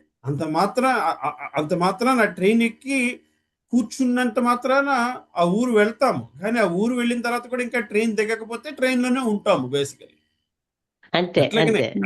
అట్లాగనే బేసికల్ గా ట్రైన్ ఆ ఊరు వెళ్తుంది కదండి ట్రైన్. కరెక్టే, నువ్వు ఆ ఊరు చేరుకున్నావు, నువ్వు దిగితే కదా ఊర్లోకి ప్రయోజనం ఉంది. ఊర్లోని దిగకపోతే మళ్ళీ వెనక్కి వచ్చేస్తావు, మళ్ళీ ట్రైన్ వెనక్కి వచ్చేస్తే మళ్ళీ దాంతో పాటు నువ్వు వెనక్కి వస్తావు. మరి ఆ ఊరు వెళ్ళలేదంటే ఊరు వెళ్ళావు, కరెక్టే, అందులో తప్పేమీ లేదు. ఆ సెంటెన్స్ లోని తప్పు లేదు, ఆ భావంలోని తప్పు లేదు. మరి ఊరు వెళ్ళి ఏం చెయ్యాలి? ఆ ఊరు వెళ్ళి ఏమో నాకు తెలియదండి, ఊరు వెళ్ళాలి. ట్రైన్ లో వెళ్ళావు, వచ్చేస్తావు. మరి ఆ ఊరు వెళ్ళిన అంతే. తర్వాత ఏం చేయాలి అన్నది ఏంటంటే, దిగిన తర్వాత ఆ ఊర్లో నీ పని ఏంటో, నువ్వు ఎవరిని కలవాలో, ఏం చేయాలో, ఇవన్నీ నువ్వు దిగందే పని జరగదు. అది దిక్కుండా ఆ, ఓంకారంలో కూర్చుండిపోతే ఓంకారం బ్రహ్మజ్యోతి దాకా తీసుకువెళ్తుంది. దిగిన తర్వాత ఏం అది చేయాలి ఏం తెలియదు. మరి ఏం చేయాలని తెలియనప్పుడు ఏం చేస్తున్నాడు భగవంతుడు? నువ్వు అక్కడే ఉండవయ్యా. నువ్వు ఊర్లోకి వచ్చిన తర్వాత ఏం చేయాలో నీకు తెలియదు. నా ఇంట్లోకి వచ్చిన తర్వాత నువ్వు ఏం చేయాలో నీకు తెలియనప్పుడు నువ్వు ఇంటి బయటే నిలబడు. అది నా ఇల్లే, అది నా వల్లనే జరిగిన నా దివ్య స్వరూపమే బ్రహ్మజ్యోతి, నా దివ్య కాంతే. నువ్వు నీకు అక్కడ దాకానే నీకు తెలుసు ఏం చేయాలో. నువ్వు అక్కడే అది నిలబడు. అది అంతవరకే ఉంది. అంతవరకే ఉంది. ఎందుకంటే ఆ పర్సనల్ బాండేజ్ అన్నది రాదు. ఆ రాదు. పర్సనల్ బాండేజ్ అన్నది కావాలి. మనకు కావాల్సింది ఏంటంటే అంటే ఆ పర్సనల్ బాండేజ్. ఆ పర్సనల్ బాండేజ్ ఉన్నది భక్తి యోగం అంటేనే అది. ఆ పర్సనల్ రిలేషన్షిప్ భగవంతునితో సంబంధం, నిత్య సంబంధం తిరిగి పునర్నిర్మించుకోవాలి అని రాస్తుంటారు ప్రతి శ్లోకంలో.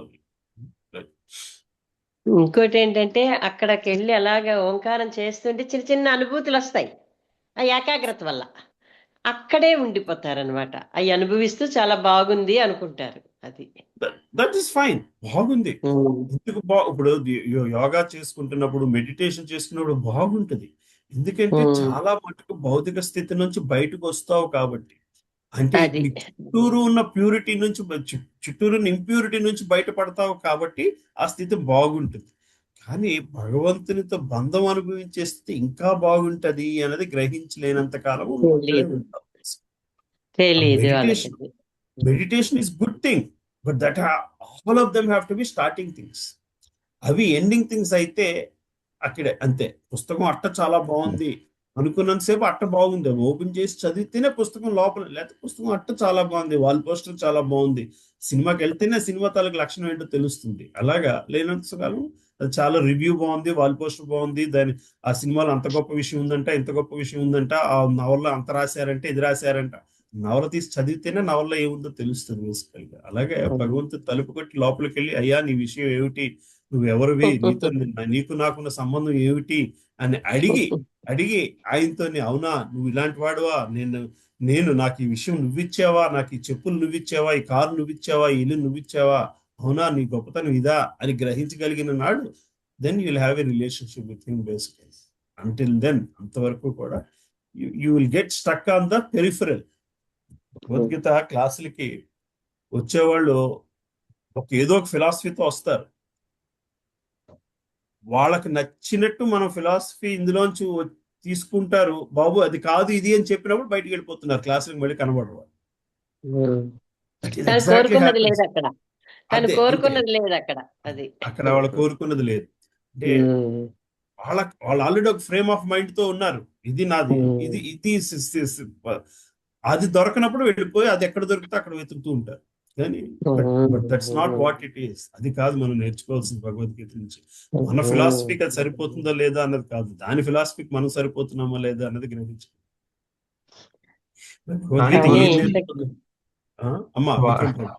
వాళ్ళు వెళ్ళిపోతే నష్టం ఎవరికి గురూజీ? వాళ్ళకే కదా. అంతే కదా ప్రభు, అంతే కదా ప్రభు, అంతే కదా, అంతే కదా. జనరల్ అంతే ప్రభు. ప్రవచనాలకు వెళ్ళేవాళ్ళు ప్రతి ఒక్కళ్ళు కూడా అంతే.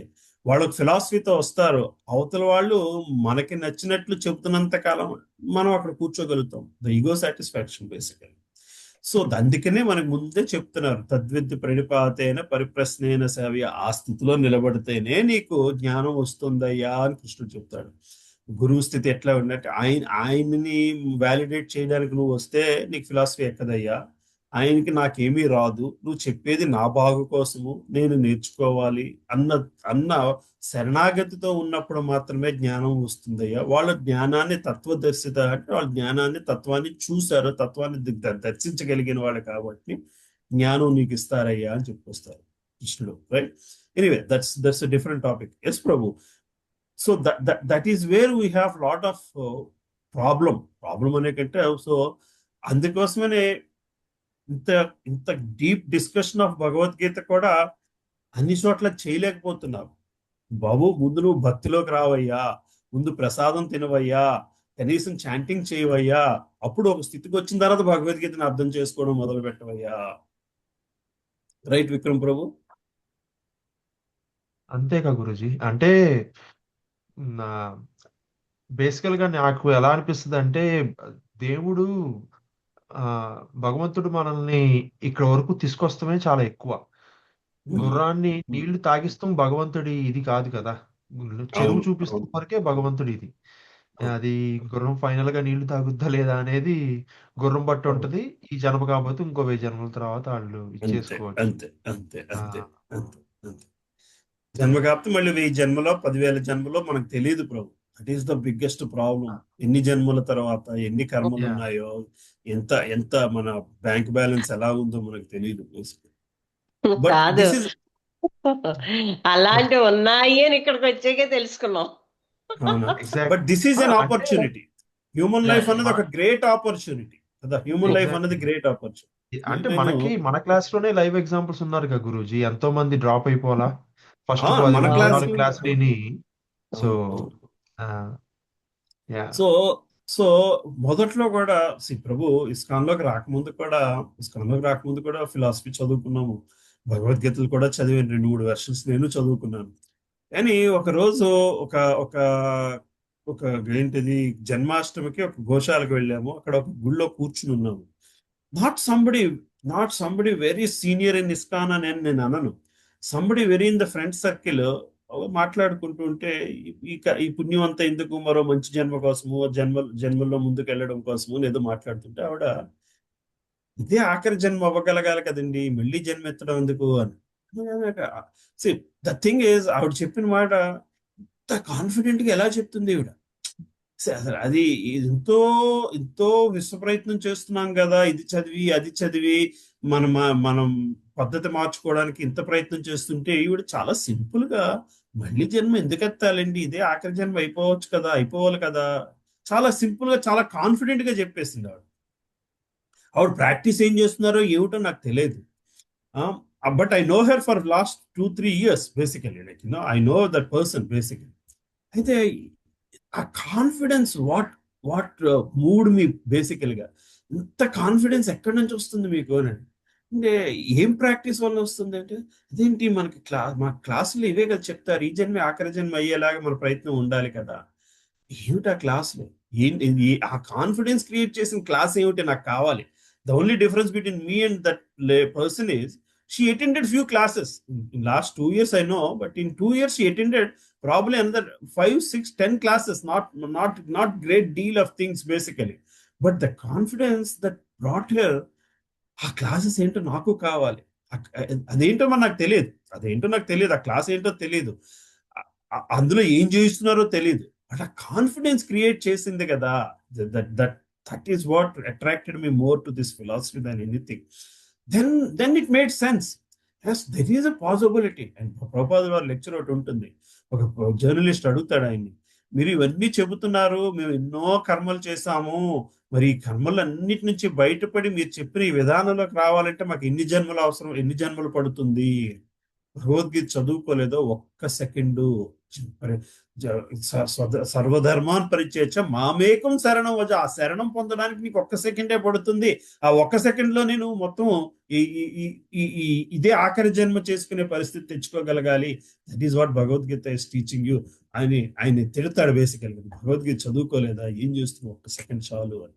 ఇటువంటి కాన్ఫిడెన్స్ ఇవ్వగల జ్ఞానం ఇది ఒక్కటే భగవద్గీత మాత్రమే ఇవ్వగలదు. భాగవతం ఇస్తుందంటే Bhagavatam will give you more n number of examples of such success stories basically. But the base philosophy is coming from Bhagavad Gita.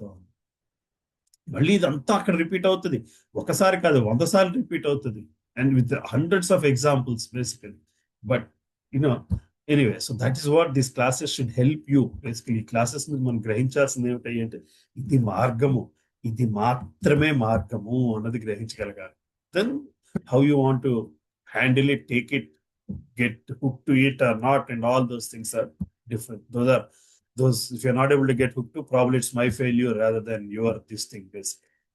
అలా అలా ఎలా అవుతుంది గురూజీ? అంటే ఆ ఇదంతా మీరైనా ఇప్పుడు భగవద్గీత నుంచి గురువులు లాంటి మీరు మీ వరకు అందరూ చెరువులను చూపిస్తమే కదా, నీళ్లు మీరు తాగించలేరు కదా. ఫైనల్ గా ఇదంతా మేము వెళ్ళి పిచ్చి పనులు చేస్తే మీరు ఎలా బాధ్యులు అవుతారు?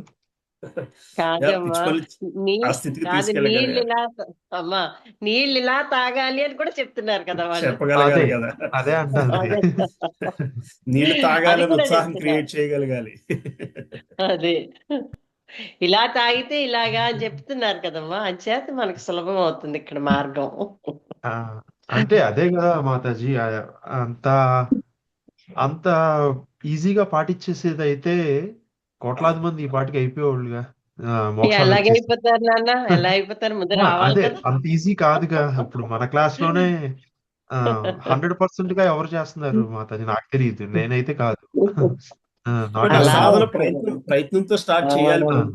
ప్రయత్నం ఎవరు 100% ఆయన కృపలైందే ఎవరికి 100% రాదు. అది ఆయన దయ అందరం ఉండాలి. ప్రయత్నంలోనే ఉన్నాం ప్రభుజీ. ప్రయత్నంలోనే జీవితాంతం ప్రయత్నంలోనేనమ్మా. సిన్సియర్ ప్రయత్నం ప్రయాణం చేస్తే చాలు. ప్రయాణం. జీవితాంతం you're not going to achieve something like you're not great devotee అని చెప్పి ఎవరు సర్టిఫికేట్ ఇచ్చే స్థితి కాదు. జీవితాంతం ప్రయత్నం చేసుకోవడమే గొప్ప గొప్ప గొప్ప స్థితి. బేసికల్ గా ప్రయత్నం అవును, చేసుకోగలడం, చేసుకుందామని నిలబడడమే గొప్ప స్థితి. బేసికల్ అది అదే అది సాధన అంతే. అంతే అంతే. సరే, ఇంకొక 2 శ్లోకాలు చూద్దాం. నేను వెళ్దాం, 14 చదువుతాను ఇది ప్రభుజీ. పెద్దది ఉంది, పెద్దది. ఎవరు చదువుతారా? నేను చదువుతాను ప్రభుజీ. చదువు. అనన్యచేతాః సతతం యో మాం స్మరతి నిత్యసః తస్యాహం సులభః పార్థ నిత్యయుక్తస్య యోగినః. అనువాదము: ఓ పార్థ, అన్య చిత్తముతో నన్ను స్మరించువానికి అతని నిరంతర భక్తియుక్త సేవ కారణమున నేను సులభముగా లభ్యుడనై ఉన్నాను. హరే కృష్ణ. హరే కృష్ణ. ఓ పార్థ, అనన్య చిత్తముతో నన్ను, అంటే ఎటువంటి మనసు చలింపకుండా నన్ను స్మరించిన వానికి, మనసు స్థిరత్వంతో పొందగలిగితే అతని నిరంతర భక్తి యొక్క సేవ కారణమున నేను సులభముగా లభ్యుడై ఉన్నాను.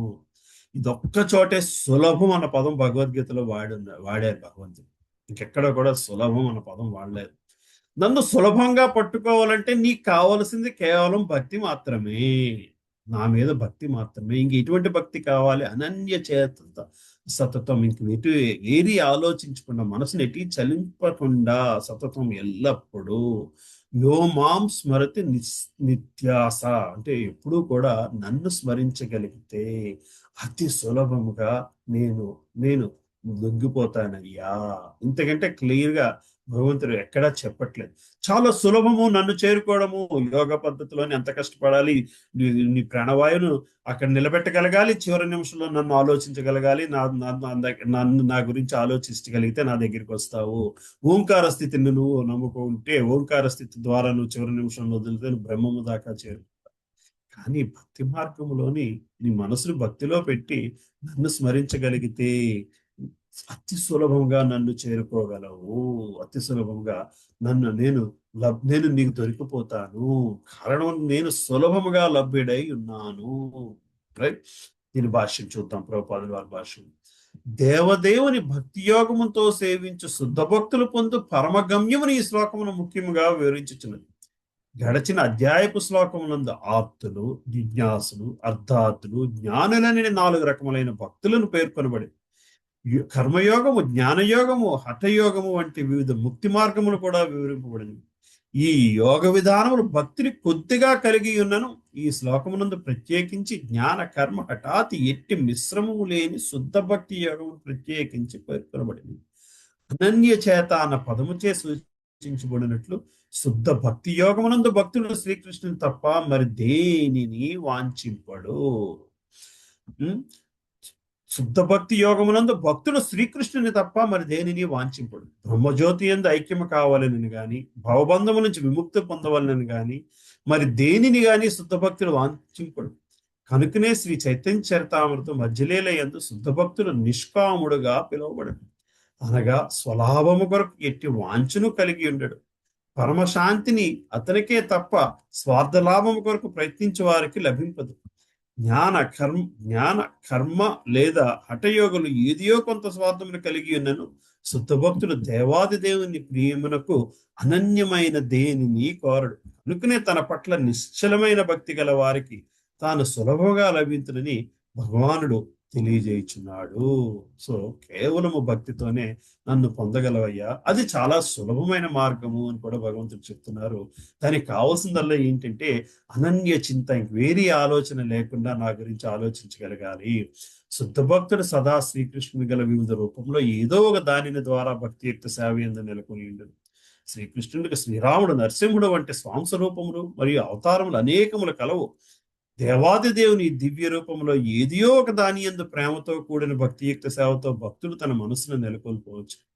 ఇతర యోగాభ్యాసకులు ముందు వివిధ కష్టములను అటువంటి భక్తుడు ఎన్నడూ పొందడు.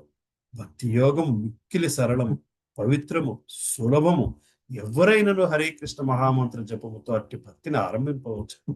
భగవానుడు అందరి పట్ల దయను కలిగి, కానీ ఇదివరకు వివరింపబడినట్టు అచంచలమైన మనసుతో తనను సర్వదా సేవించు వారి పట్ల అతడు ప్రత్యేకమైన దయను చూపుచుండును.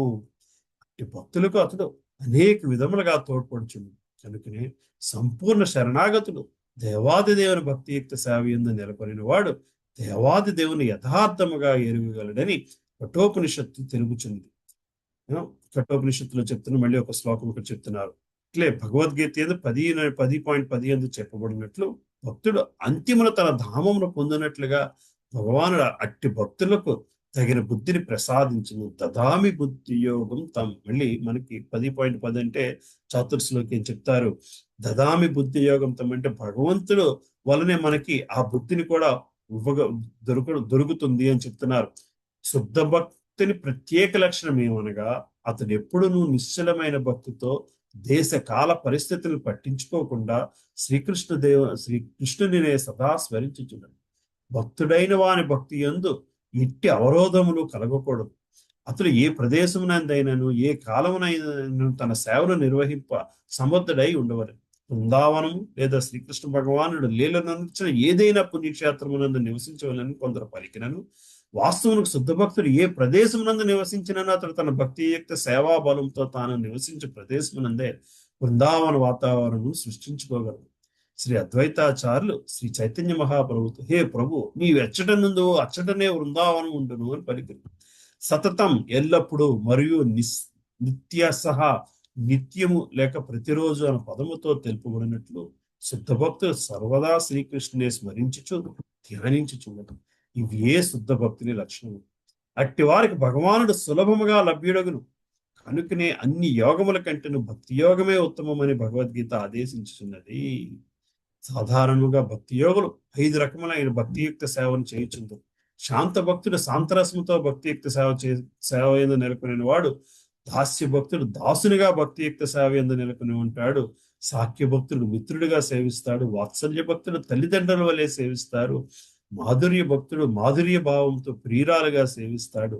ఈ మార్గములన్నింటిలోని శుద్ధ భక్తుడు దేవాది దేవుడైన దివ్య సేవ యందు నిరంతరము నెలకొని ఉండి అతనిని విస్మరింపకుండా, కనుక అతనికి భగవానుడు అత్యంత సులభంగా లభింపగలడు.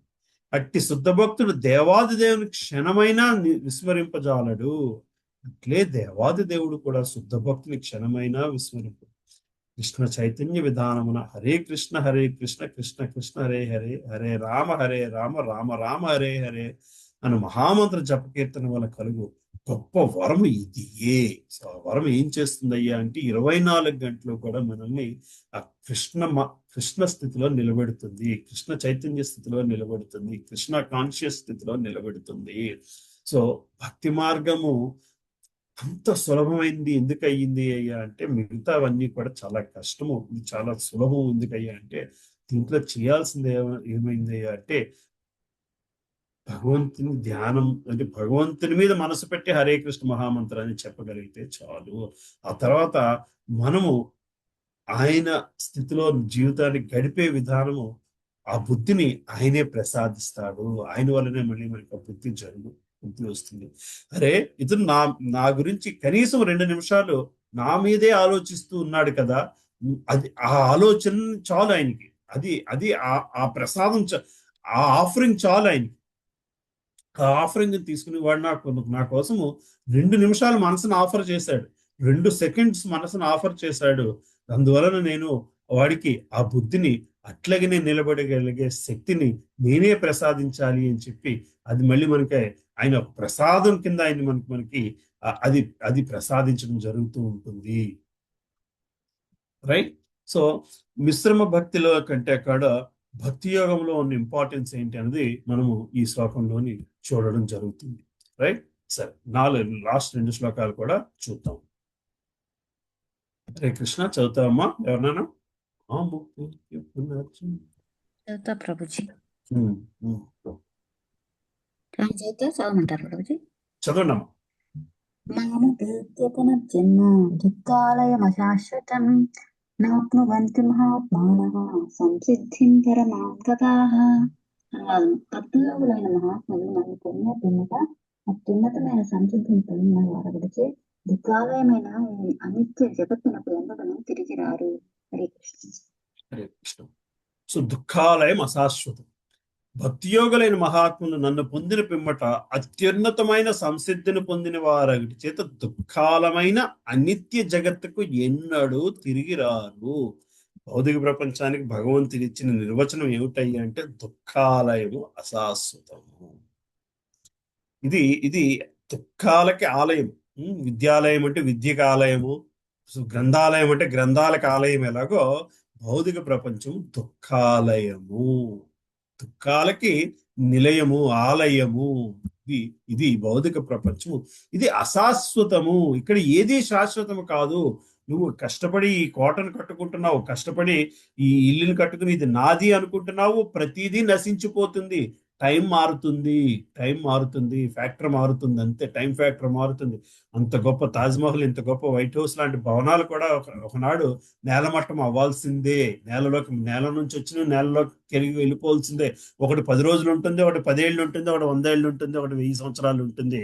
కానీ ఈ ప్రపంచం, భౌతిక ప్రపంచంలో ప్రతిదీ కూడా అశాశ్వతమయ్యా.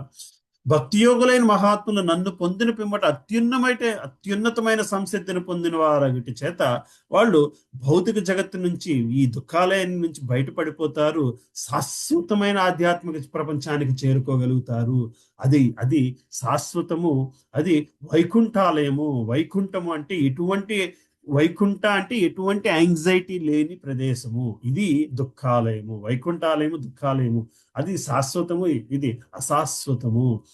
ఇది మళ్ళీ పునర్జన్మ లేకుండా, అంటే మళ్ళీ భూమి మీద జన్మెత్తాల్సిన అవసరం లేకుండా, దుఃఖాలయంలో జన్మెత్తాల్సిన అవసరం లేకుండా, భౌతిక ప్రపంచంలో జన్మెత్తాల్సిన అవసరము ఈ యోగులకు ఉండదయ్యా. ఒకసారి నన్ను పొందితే మళ్ళీ నువ్వు ఇక్కడికి రావాల్సిన స్థితి ఉండదు అని చెప్పుకొస్తున్నారు. ఎంత క్లియర్ గా చెప్పుకొస్తున్నారు భక్తితో జరిగే లాభం ఏమిటి అని.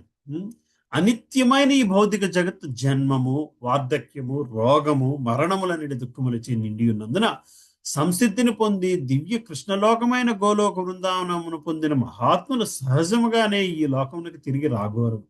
అట్టి దివ్యధాము అవ్యక్తము, అక్షరము, పరమగతి అని వేదవాంగ్యమునందు వర్ణింపబడింది. అనగా ఆ లోకము మన భౌతిక దృష్టికి అతీతమైనది మరియు అచింత్యమైనది.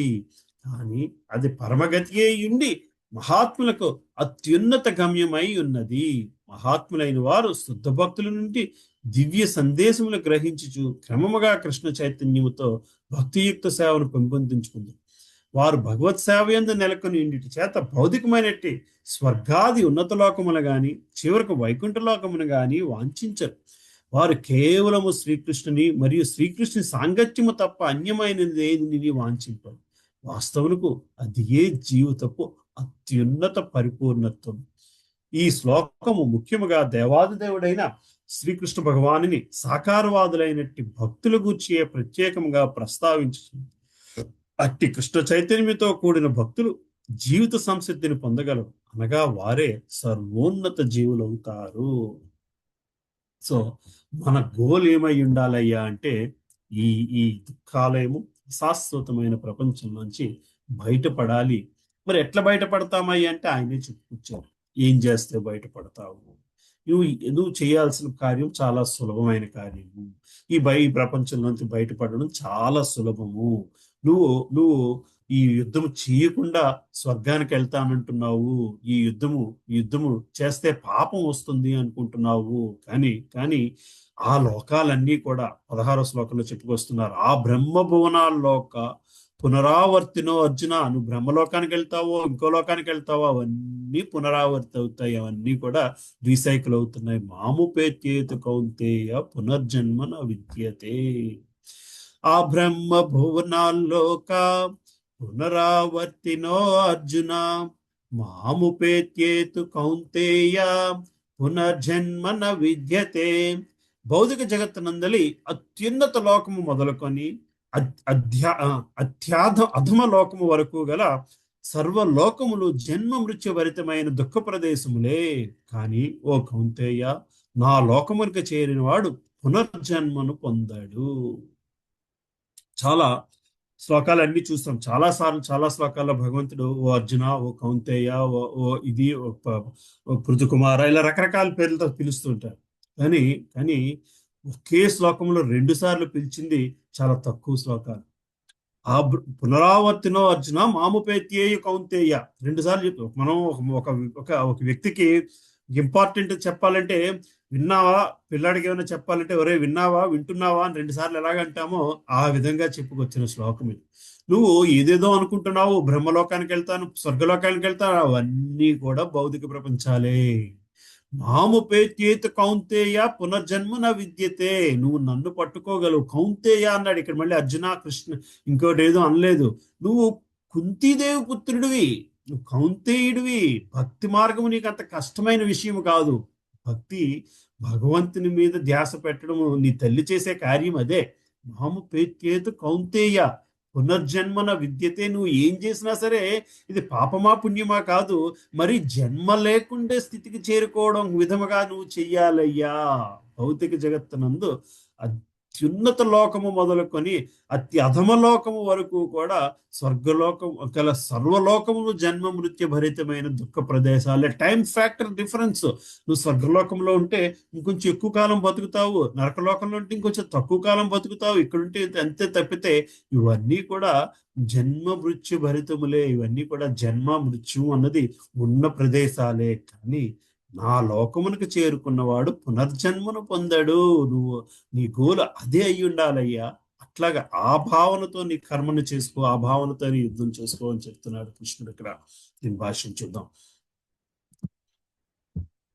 కర్మయోగులు, జ్ఞానయోగులు, హఠయోగులు అందరూ శ్రీకృష్ణ దివ్యధామమును చేరి పునరావర్తి రహితులగుటకు పూర్వం భక్తి యోగమునందు లేక కృష్ణ చైతన్యమున పరిపూర్ణత్వమును పొందవలసి ఉండును. ఏ యోగులైనా సరే, ఏ యోగమునందు చేసుకున్నా సరే, చివరికి భక్తి యోగమునందు లేదా కృష్ణ చైతన్యమునందు పరిపూర్ణత్వాన్ని పొందవలసి ఉండును. అప్పుడు మాత్రమే నువ్వు పునరావృత్తి లేని లోకములకు చేరుకుంటావు. దేవతా లోకములైనట్టు ఉన్నత లోకములను పొందిన వారు కూడా జన్మ మృత్యులు తిరిగి గురవుతుంటారు. భూలోకవాసులు ఉన్నత లోకములు ఉద్ధరింపబడినట్లుగా బ్రహ్మలోకము, చంద్రలోకము, ఇంద్రలోకము వంటి ఉన్నత లోకములకు చెందిన వారు భూలోకములకు పతనం చెందుతూ ఉంటారు.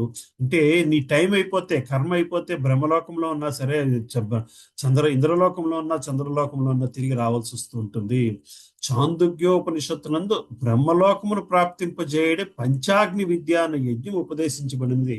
అట్టి యజ్ఞము ద్వారా మానవుడు బ్రహ్మలోకమును పొందినను అక్కడ అతను కృష్ణ చైతన్యమును అలవరచు కొననిచ్చో భూలోకమునకు తిరిగి రావలసి వచ్చును.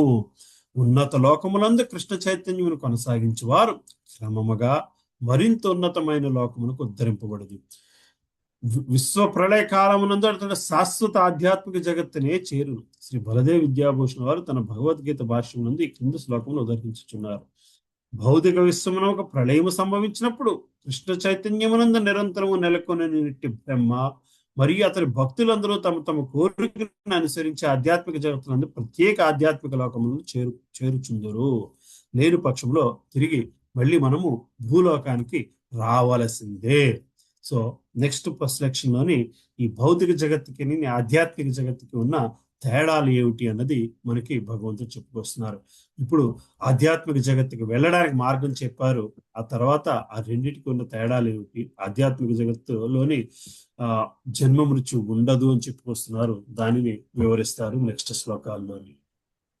సో ఇక్కడ ఆపుదాము. ఏమైనా క్వశ్చన్స్ ఉంటే డిస్కస్ చేద్దాం. కృష్ణ ప్రభు హరే కృష్ణ గురుజీ. చెప్పండి. ఓ- ఆ, ఇందాకడ ఆ, 5 రకాలు భక్తియుక్త సేవ ఉన్నాయని అన్నారు కదా, దాంట్లో ఆ 5టిల్లో శుద్ధ భక్తుడు అంటే ఎవరు గురూజీ? నాకు అర్థం కాల. అందరూ శుద్ధ భక్తులే. వీళ్ళందరూ ఓ, కూడా శుద్ధ భక్తి తత్వంలో ఉన్నవాళ్లే. అయితే వాళ్ళ ఓకే. స్థితి అంటే వాళ్ళు భగవంతునితో బంధం వివిధ రూపాల్లో బంధాన్ని ఏర్పరచుకుంటున్నారు బేసికల్ గా. అదే. ఓకే. షూర్ గురూజీ. ఇంకో క్వశ్చన్ గురూజీ. ఆ, ఆ, ఆమ్, చెప్పండి. యాక్చువల్గా సారీ, నేను అసలు క్వశ్చనే మర్చిపోయా గురూజీ. టైం అయిపోతుంది, ఏమైనా రష్ అయిపోతున్నాను. వన్ సరే సెకండ్. సరే సరే. Nice.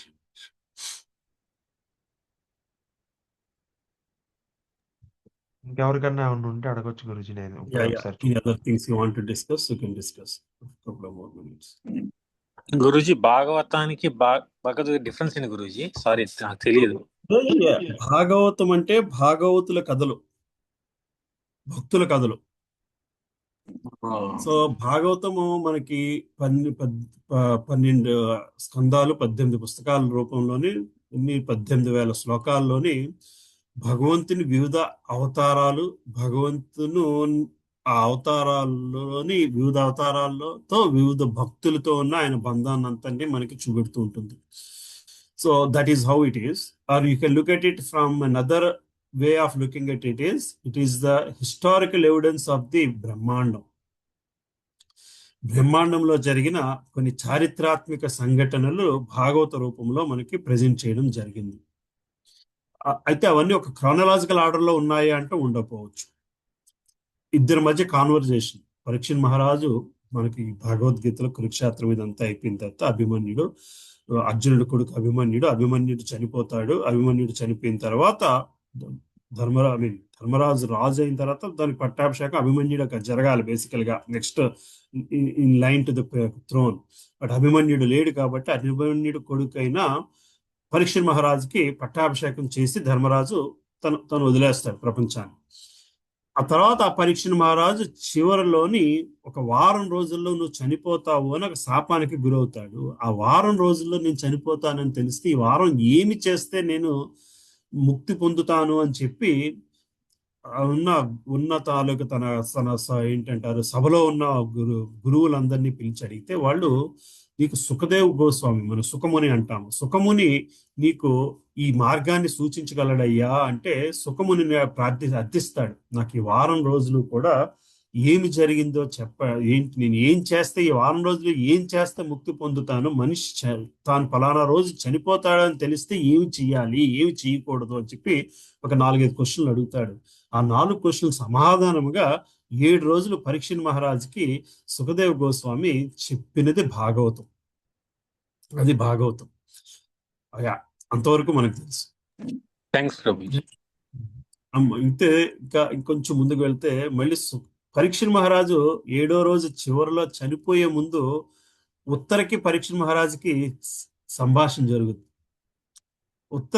ఉత్తర పరీక్షణ్ మహారాజుని అడుగుద్ది, ఈ వారం రోజుల్లోనే ఏం నేర్చుకున్నావు నాన్న, ఇంకొన్ని క్షణాల్లో చనిపోతున్నావు, ఈ వారం రోజుల్లో నేర్చుకున్నది నాకు చెప్పు అంటే మళ్ళీ పరీక్షణ్ మహారాజు ఈ భాగవత కథను మొత్తం ఆవిడికి కొన్ని నిమిషాల్లో చెబుతాడు. అది బృహద్ భాగవతం అని చెప్పి వేరే గ్రంథం కింద మళ్ళీ అది ఉంది బేసికల్ గా. That is even higher degree of understanding కి వస్తే బృహద్ భాగవతం అర్థమవుతుంది. మరి అంతే కదా, తగ్గించి చెప్పినప్పుడు స్టాండర్డ్ ఎక్కువ ఉండాలి అంతే. ఇది డీటెయిల్డ్ గా వెళ్తుంది మనకి ఈ భాగవతం, మరి అక్కడ టైం లేదు కదా. అది బాగుంది. భగవద్ భాగవతంలో ఇంకేం ఉండదు, ఓన్లీ భక్తి మాత్రమే. నారదుని ఓన్లీ భక్తి, ఇంకేమి వేరే కథలు కూడా ఉండవు. భక్తి భక్తుడు రెండే ఉంటాయి. ఏమో అది వినగలం ఎప్పుడైనా మనం. భగవద్ భాగవతము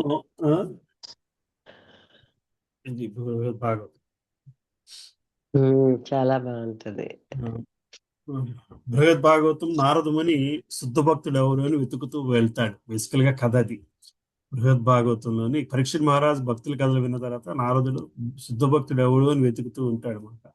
ఒక్కొక్కడు ఒక్కొక్క చోట పంపిస్తారు. వీళ్ళు శుద్ధ భక్తులు, వాళ్ళు శుద్ధ భక్తులు అని చెప్పి ఆ, గజేంద్రుడి దగ్గర నుంచి ప్రారంభమయ్యి గజేంద్రుడు పిలవగానే భగవంతుడు వచ్చాడు అని చెప్పి వాటి కాదు నేనే ఉంది, తలుచుకోగానే పిల్లలు స్తంభం నుంచి భగవంతుడు వచ్చాడు, ప్రహ్లాదుడు శుద్ధ భక్తుడు అంటాడు. ప్రహ్లాదుడు అంటాడు నాతో భగవంతుడు గడిపింది 2 నిమిషాలే, జీవితాంతం వాడితో కలిపింది పాండవులు, పాండవుల దగ్గరికి వెళ్ళవయ్యా భక్తులు, వాళ్ళు శుద్ధ భక్తులు అంటే కాదు, మేం చేసింది ఏముంది, హనుమంతుడు శుద్ధ భక్తుడు అని చెప్పి పాండవులు హనుమంతుడి దగ్గరికి పంపిస్తారు, హనుమంతుడు శివుడి దగ్గరికి పంపిస్తాడు, శివుడు ఇంకొకరి దగ్గరికి పంపిస్తాడు, అలా వెతుక్కుంటూ ఆ భగవంతు శుద్ధ భక్తుల కోసం వెతుకుతూ ఉంటాడు అన్నమాట నారదుడు. అది అది ఆ గ్రంథం అంతా. But anyway that it starts with Uttara Pariksha సంభాషణతో స్టార్ట్. ఒక్క బుక్కేనమ్మా అది? బృహద్భాగవతము ఇది ఇది 2 వాల్యూమ్స్, తెలుగులో ఉన్నది 2 వాల్యూమ్స్. ఎక్కువ పుస్తకాలే, చాలా శ్లోకాలు ఉంటాయి ఇందులో కూడా. 3 books. English volume, English volume 3 books రూపంలో ఉన్నది బేసికలీ. ప్రభుపాదుల ఇది era అయ్యాక ఆయన ప్రాప్తం, ఆయన ఇస్తే ప్రాప్తం చదివేస్తాం అది కూడా. ఇది 3 సార్లు పూర్తి చేస్తే అమ్మా చదివేద్దామమ్మా అది. సుజాత మాతాజీ ప్రభుపాదుల వారిదేనా అని అడుగుతున్నాను. లేదు, No, no, ప్రీ no. ప్రభుపాదుల వారేరా. This is from pre Prabhupada's time. భగవద్భాగవతం ఎవరు ప్రభుపాదుల వారు రాసిన కాదు? భాష్యం లేదు, ప్రభుపాదుల వారి భాష్యం లేదు. ఓ లేదు, ఓకే, బయట వేరే వాళ్ళు. No, అంతకు ISKCON ముందు only. రాసిన అమ్మా. ISKCON only, Prabhuji, but he is a devotee of Prabhupada only. Yeah. But no, what you are seeing, that is the Bengali version basically, right? Right, That's right. the English version. But the Bengali version was written Translated to by. English. But the original Bengali version is written by whom, Amma? Brihad Bhagavatam. I have to check, Prabhuji. Yeah. There's a devotee. Sanatana Goswami. Sanatana Goswami has written Brihad Bhagavatam. Sanatana Goswami. Both Rupa and Sanatana, I think. Sanatana Goswami. Yeah. మహానుభావులు వాళ్ళందరూ కూడా. ప్రభుపాదాస్ disciple. స్వామి సనాతన Yeah, translation was done by Prabhupada disciple. Okay. Prabhupada disciple, and Bhanuswami Maharaj version also has done that translation. Amma. Those are also 3 books are also available. So the book I showed you is not from that is from Gaudiya Matham. So the Gaudiya Matham వాళ్ళు రాసిన పుస్తకం, Telugu version. ఓ okay. Vikram ప్రభు. Telugu version Vikram ప్రభు చెప్పండి. Yes, ప్రభు. గురూజీ ఇందాకడ కలియుగంలో నామస్మరణ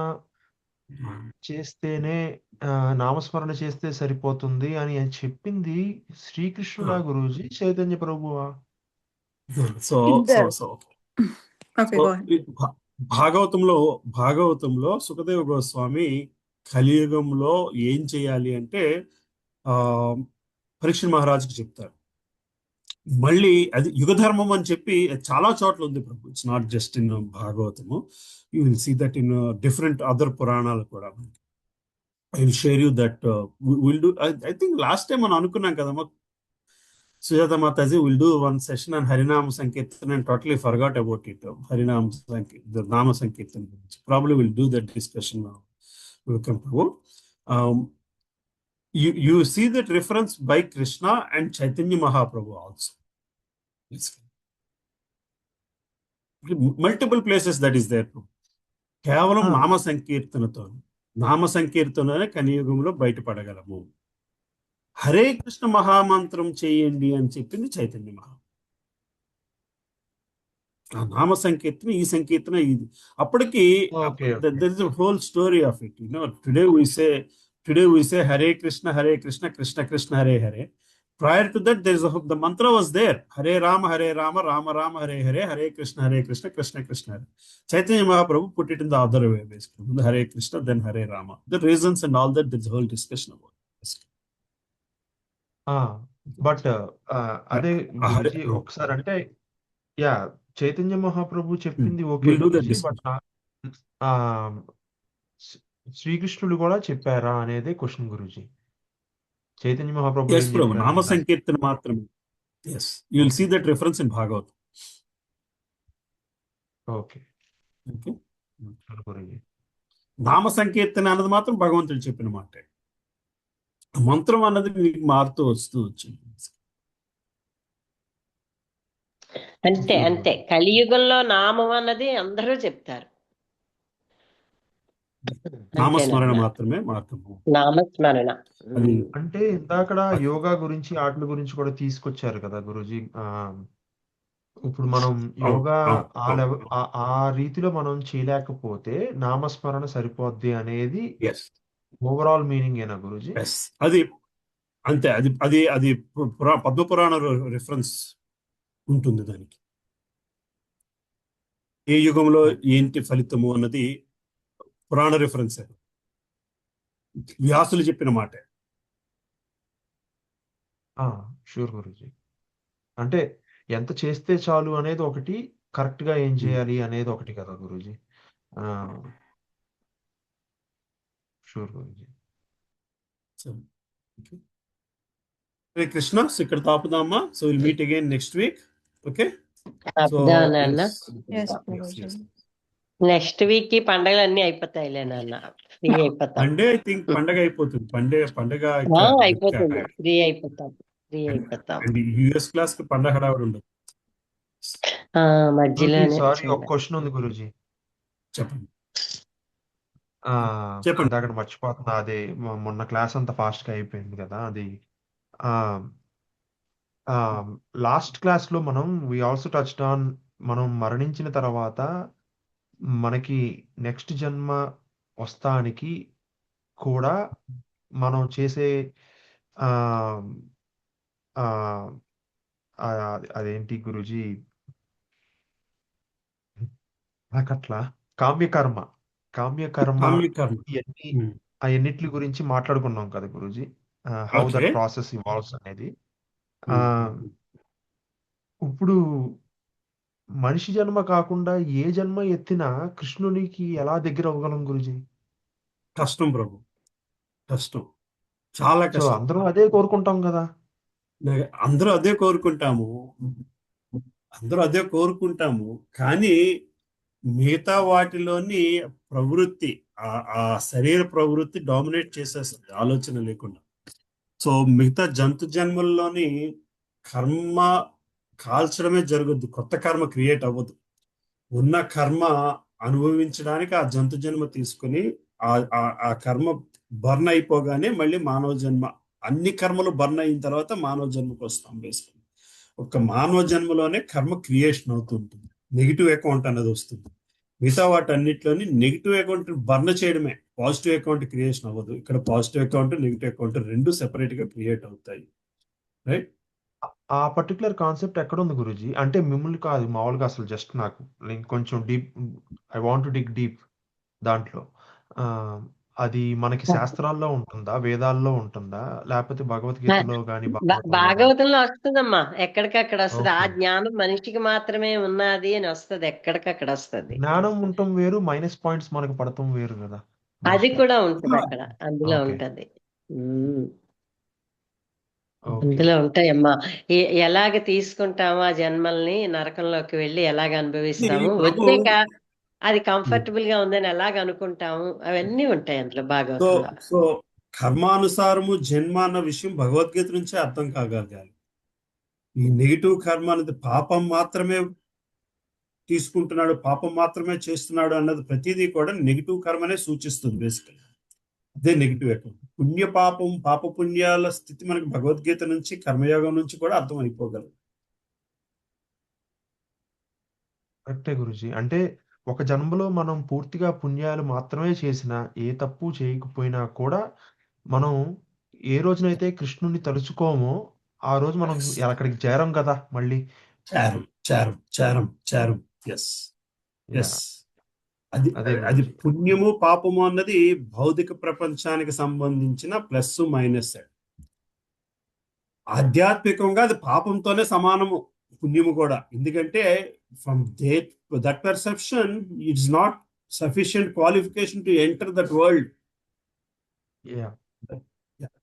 so that this no big use of పుణ్యకార్యం. ఆ బ్రహ్మ భువనాల్లోక పుణ్యకార్యంతో బ్రహ్మలోకం దాకా వెళ్ళగలుగుతాం. అర్జునుడు అది పుణ్యము, యుద్ధం చేయకపోవడం పుణ్యము, సన్యాసం పుణ్యం అన్నాడు. దాంతో స్వర్గలోకానికి వెళ్తాను. నువ్వు స్వర్గలోకం గురించి ఏం మాట్లాడుతున్నావయ్యా, బ్రహ్మలోకంకి దిక్కు లేదు అని చెప్పి కృష్ణుడు చెప్తున్నాడు.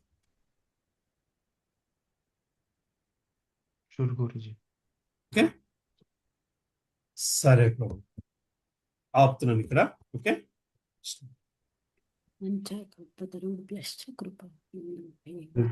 పతితానాం పావనేభ్యో వైష్ణవేభ్యో శ్రీలా ఓకే, ప్రభుపాద. ఆపుతున్నాను అన్న. జై. హరే కృష్ణ. హరే కృష్ణ.